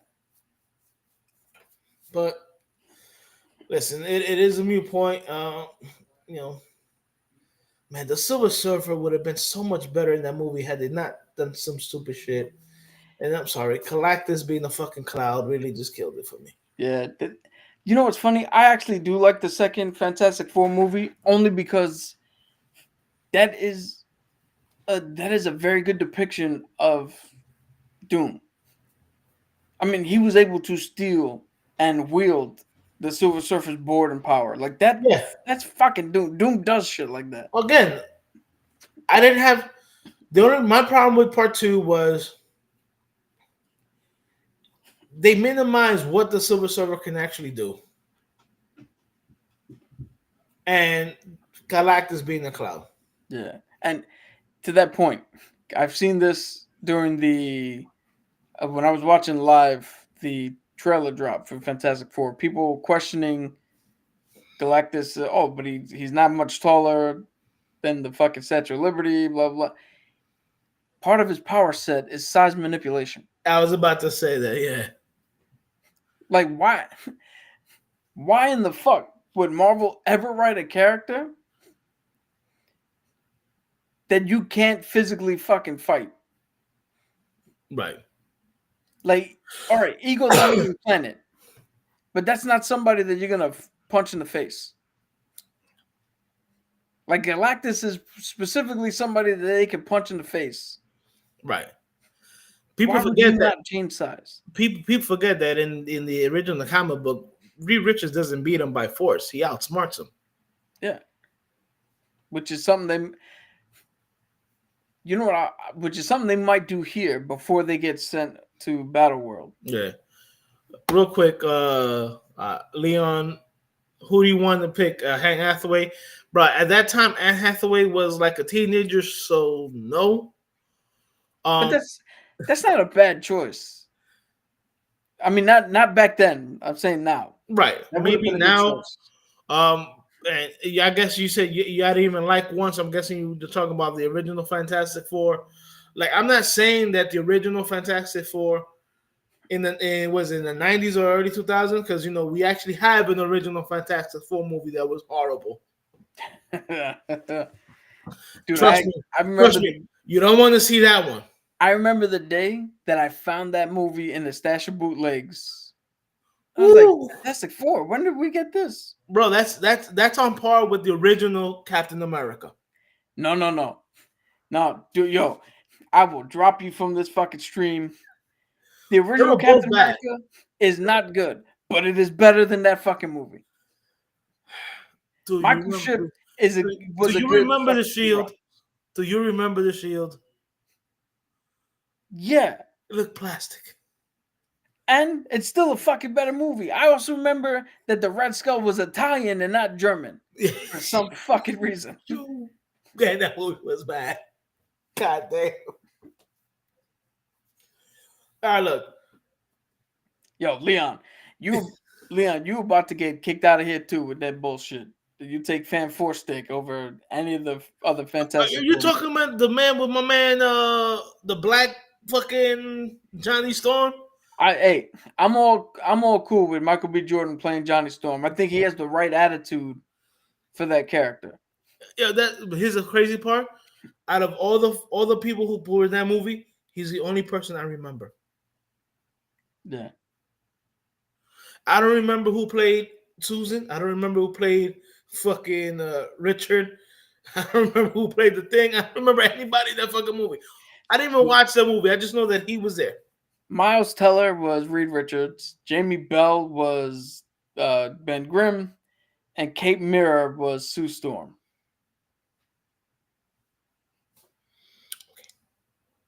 Sorry, I got to nerd out. No, that's fine.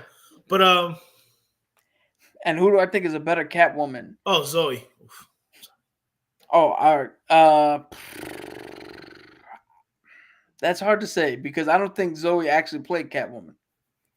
So I think Zoe played Selena Kyle, but Selena Kyle was not Catwoman yet.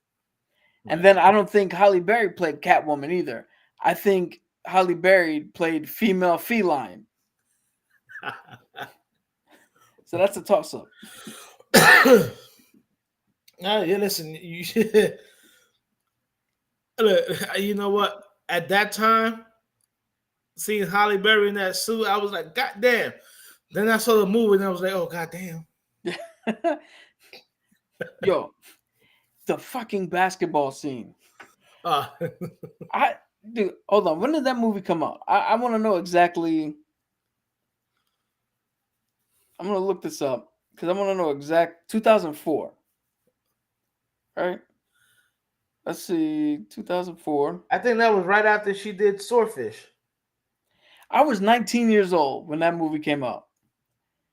Right? And I bring that up because I am somebody who actually likes like anthropomorphic female cat figures. So like Cheetah, Chitara Yeah, I was about to say from Chitara. Thundercats, Tigra from Marvel. Like if it's a human or a humanoid woman cat, Yeah. that's on the top of my list. And I think watching that basketball scene, instead of getting aroused, I think it went the other way and retreated inside. Oh man, you went turtle. Yeah. Oh boy. Yeah, let me see. 2004, I was 20, 22, 23. Holy shit, I'm not the oldest one on stream anymore. Nah.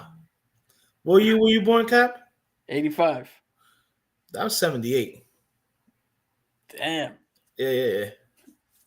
Yeah, I'm 46 years young, guys. Yeah, I'm about to hit 40 this year. Yeah. Which is fucking bananas. Yeah, my little brother is older than you. No, but Hey. Yeah, at least you got that. My little brother's not as mature as I would like him to be. Well, neither's mine. Don't tell him I said that.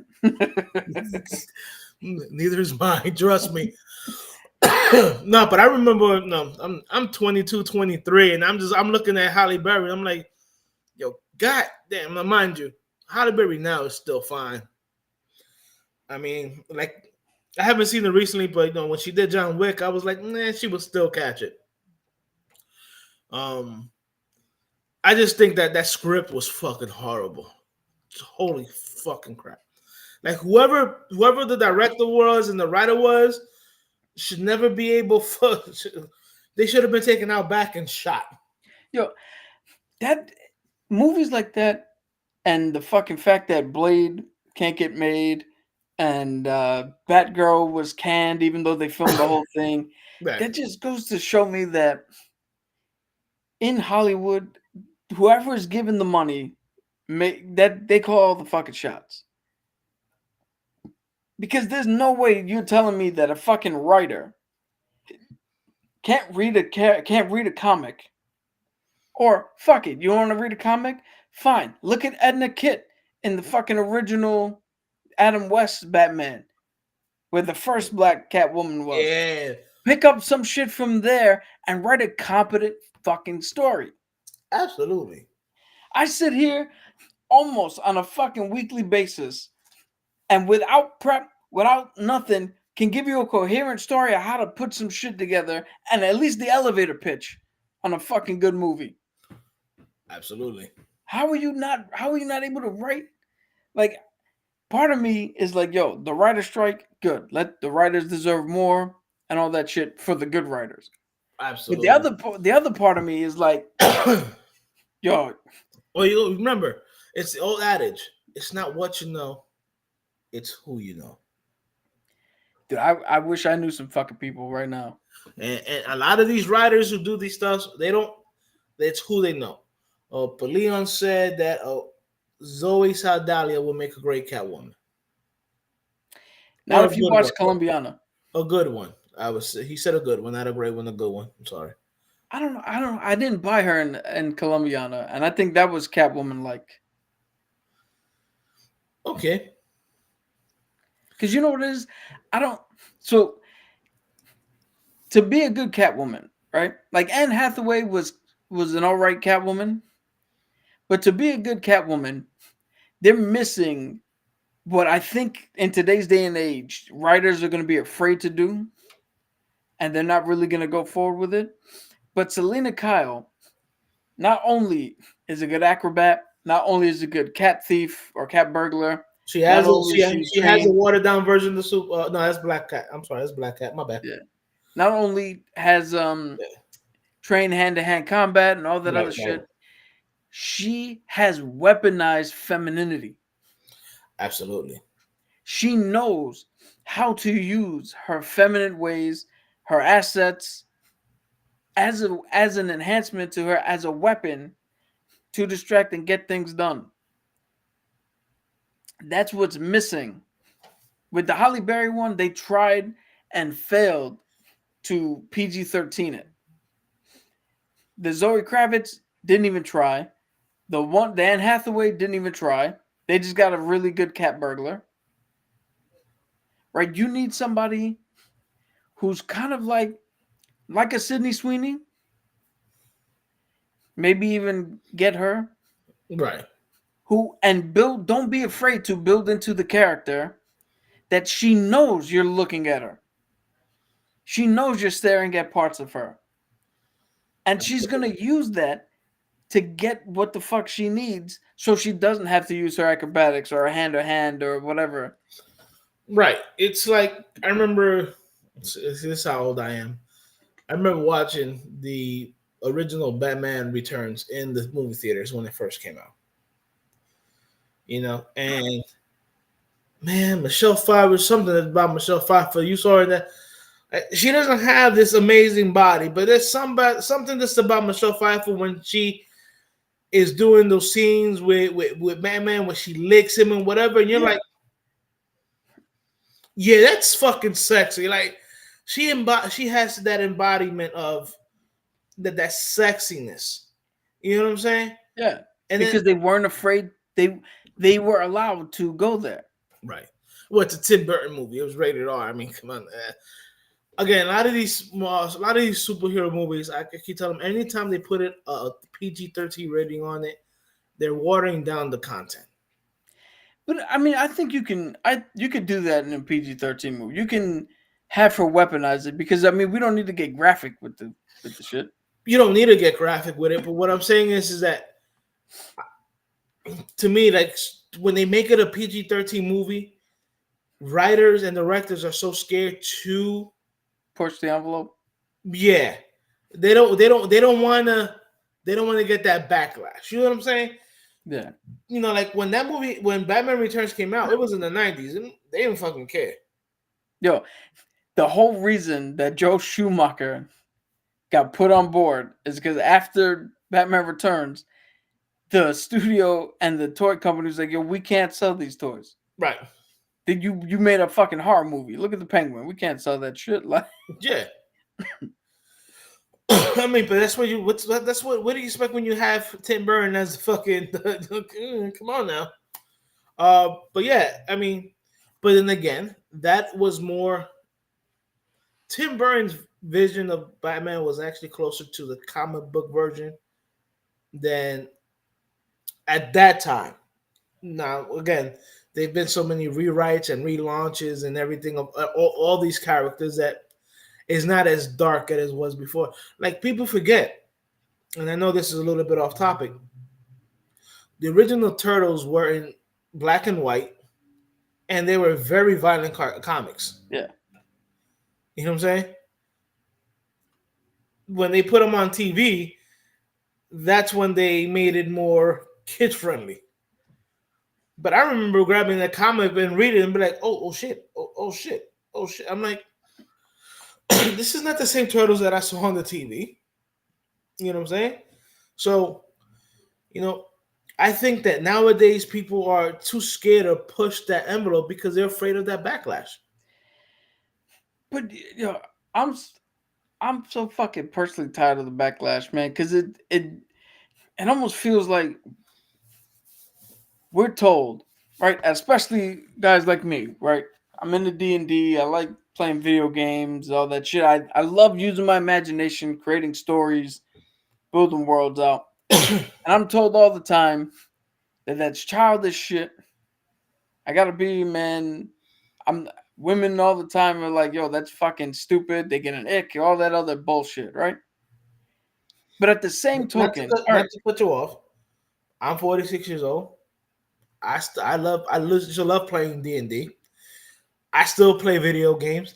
I still go to comic book stores, and I take my nephews to comic book stores. Okay, Now, granted, you growing up, I was also an athlete. I was also, basketball, football player, and So all was that I. stuff. So, it's like, but I laugh when women go, "Oh, that gives me the ick," and I'm like, "All right, well, you're still playing Barbie." Or what do you mean? I said, "You got like 3 layers of fucking makeup on. Yeah. You're fucking playing Barbie." I have an ick that the fact that I said, right now, I can't see past your fucking second layer of fucking concealer that you have off. I'm like, I feel like now. I told one girl, and this pissed her off because then I think she went and back and watched the movie, and then called me an asshole. I said, I feel like I'm watching the girl that Joker first sprays her acid on in Batman the original movie, and then she's walking around with that mask, and you take it off, and you're like, oh shit. I'm like, you have so much makeup on that if I was to take that off and wake up next to you tomorrow morning, I might have an oh shit moment. Yeah. And she was like, oh, you're an asshole. And I'm like, oh, but you're okay with having all that shit, but because I like to, the way I unwind is watching fucking, playing video games and stuff like that. And I also told her, I say, look it up. People who unwind or relax playing video games are actually some of the most calm people that you ever fucking meet. Yeah. Because they know how to unwind. So it's just stupid. I mean, when everybody says that whole shit. But I bring that up because, again, the notion is that we're supposed to grow up and mature, right? But then we're put into a world that is afraid to grow up and mature. So a comedian says a joke, and all of a sudden you get offended. Why? Because you're not mature enough to understand a humorous comment. It might not be funny to you, right, but it's not the point. A stand-up comedian is not tailored to you. A stand-up comedian is trying to tell a joke what he thinks is funny enough to get the majority of the room to laugh. Yeah. Right? If somebody has a comment, what's Jada Parker from NXT? Yeah. She got in trouble because she wrote her comment about the executive order banning trans from women's sports, right? Trans athletes. Yeah. So if you're not all 15 of them. If you're not adult enough to look at that and go, all right, that is a grown woman with her opinion and her reasons for it. They may differ from yours. They may not differ from yours. But she could say that. You could say what the fuck you saying, and everything's good because we're all fucking adults here. Like, that shit has been lost.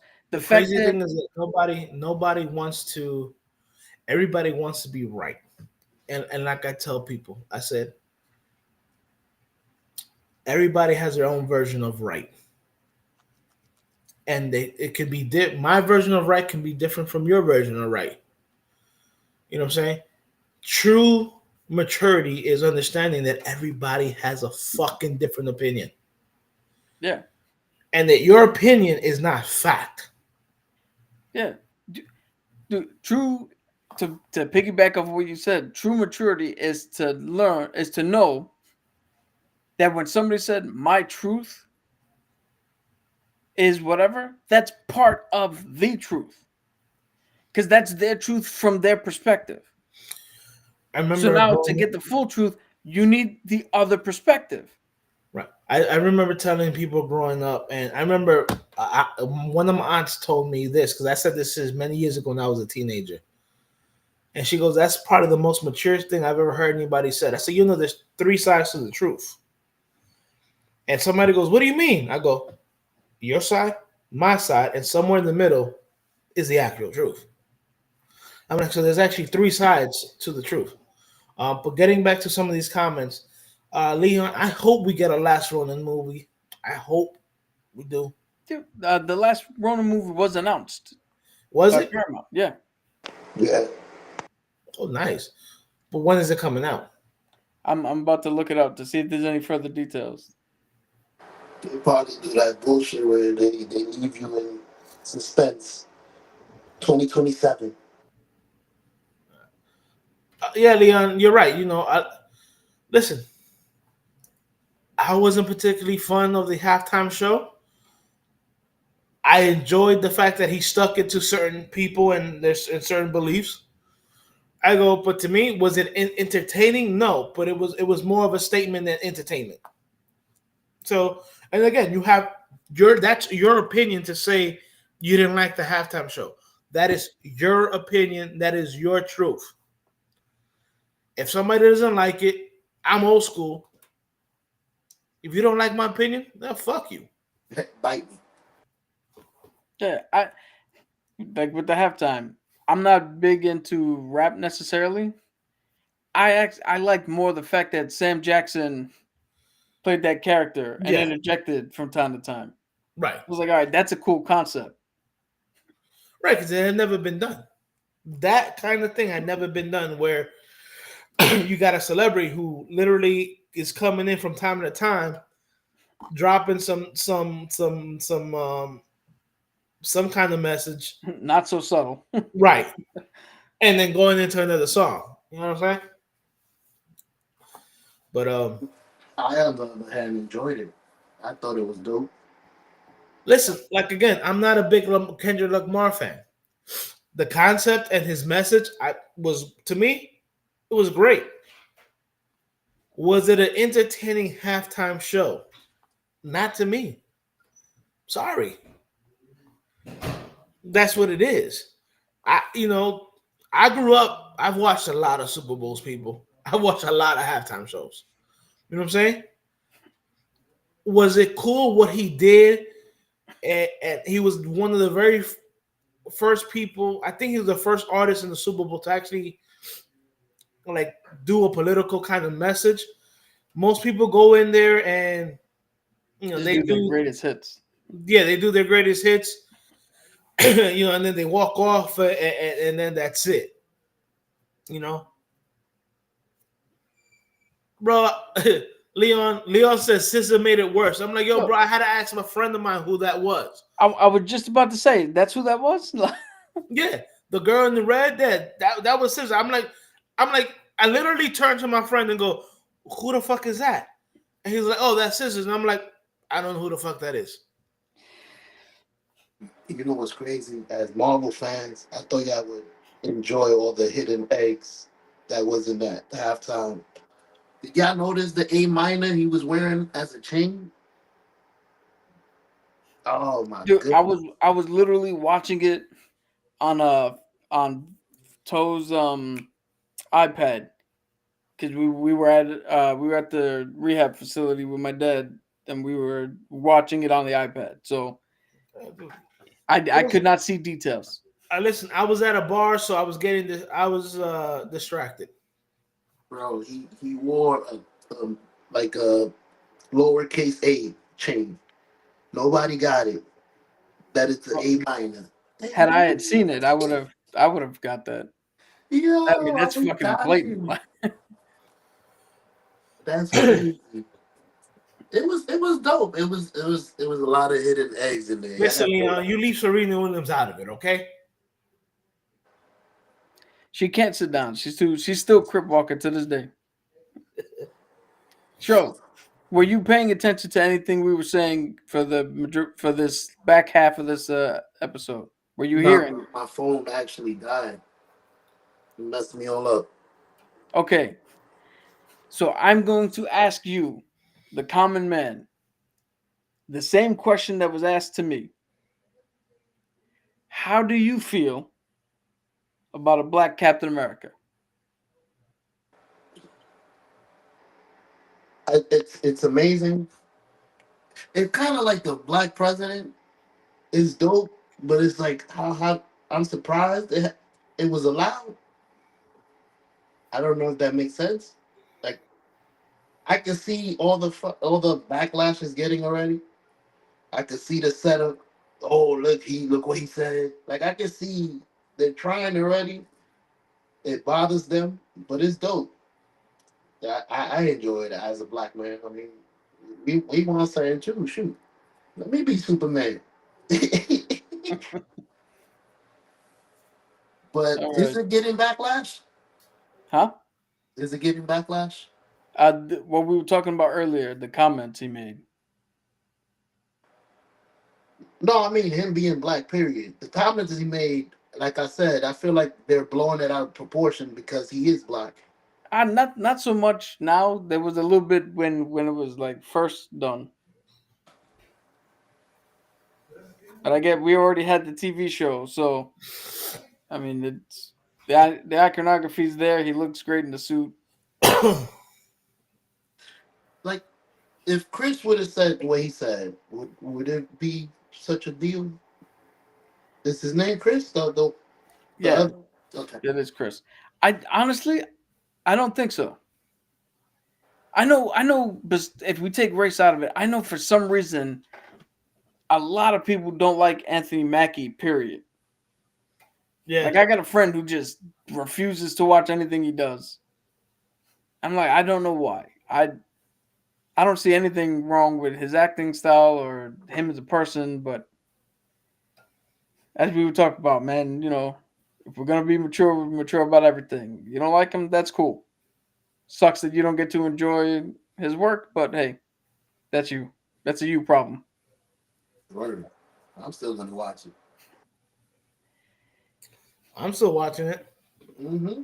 Yeah, matter of fact, we got our tickets for this Saturday. Nice. So be prepared.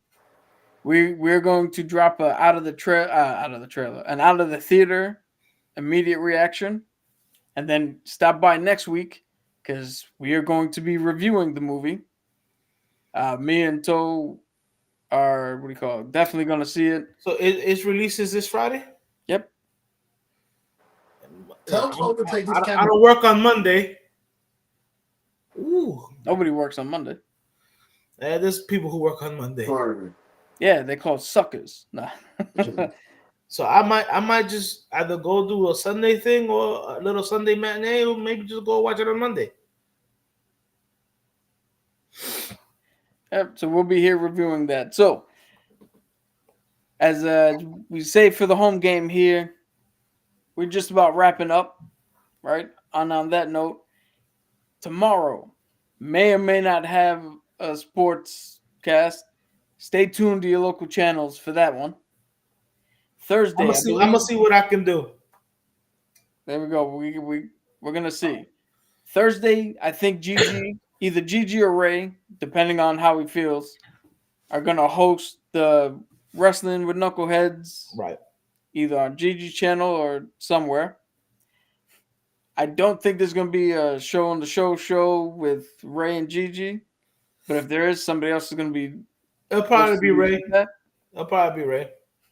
Next week, we come back full bore with the Monday Night Watch Along, Comic Book Tuesday, the Wednesday Sports, Thursday Wrestling, Friday and or Saturday Toe on the Show with Gigi and Ray, which I'm contractually obligated to say the whole title every time. It's a lot of words there. That's a mouthful. Yeah. That's why I like rappers who can articulate as a speed rap. Because I gotta say a lot of words fast. There you go. So, ladies and gentlemen, thank you for stopping by, for interacting with us, for watching. Stay tuned this week to see what else pops up. We'll be rejoiced with a full slate next week. Like, share, subscribe, do all the YouTube shit that Toe never fucking says because we're trying to grow this goddamn channel. So, do all the things. Listen, guys, we want your feedback. Let us know. Yeah. Drop a comment. Yeah. Even if you're not live with us and you watch the videos afterwards, leave comments. Let us know what you think, what you want, what do you want us to cover. Let us know. Doesn't always. We're full nerds. We watch anime. We play fucking video games. We could do different topics. See behind me? Got Wolfpack Sting, NWO Sting, Deadpool, Deathstroke, Boba, Marvin the Martian. Come on, guys. We're here for you. You can let your nerdism out with us. As Toe says, come through, be you. That's it. And on that note, ladies and gentlemen, Thanks again for stopping by. I'm Cap. That's Hoach. That's Show. We out. Oh, damn. Peace, everybody.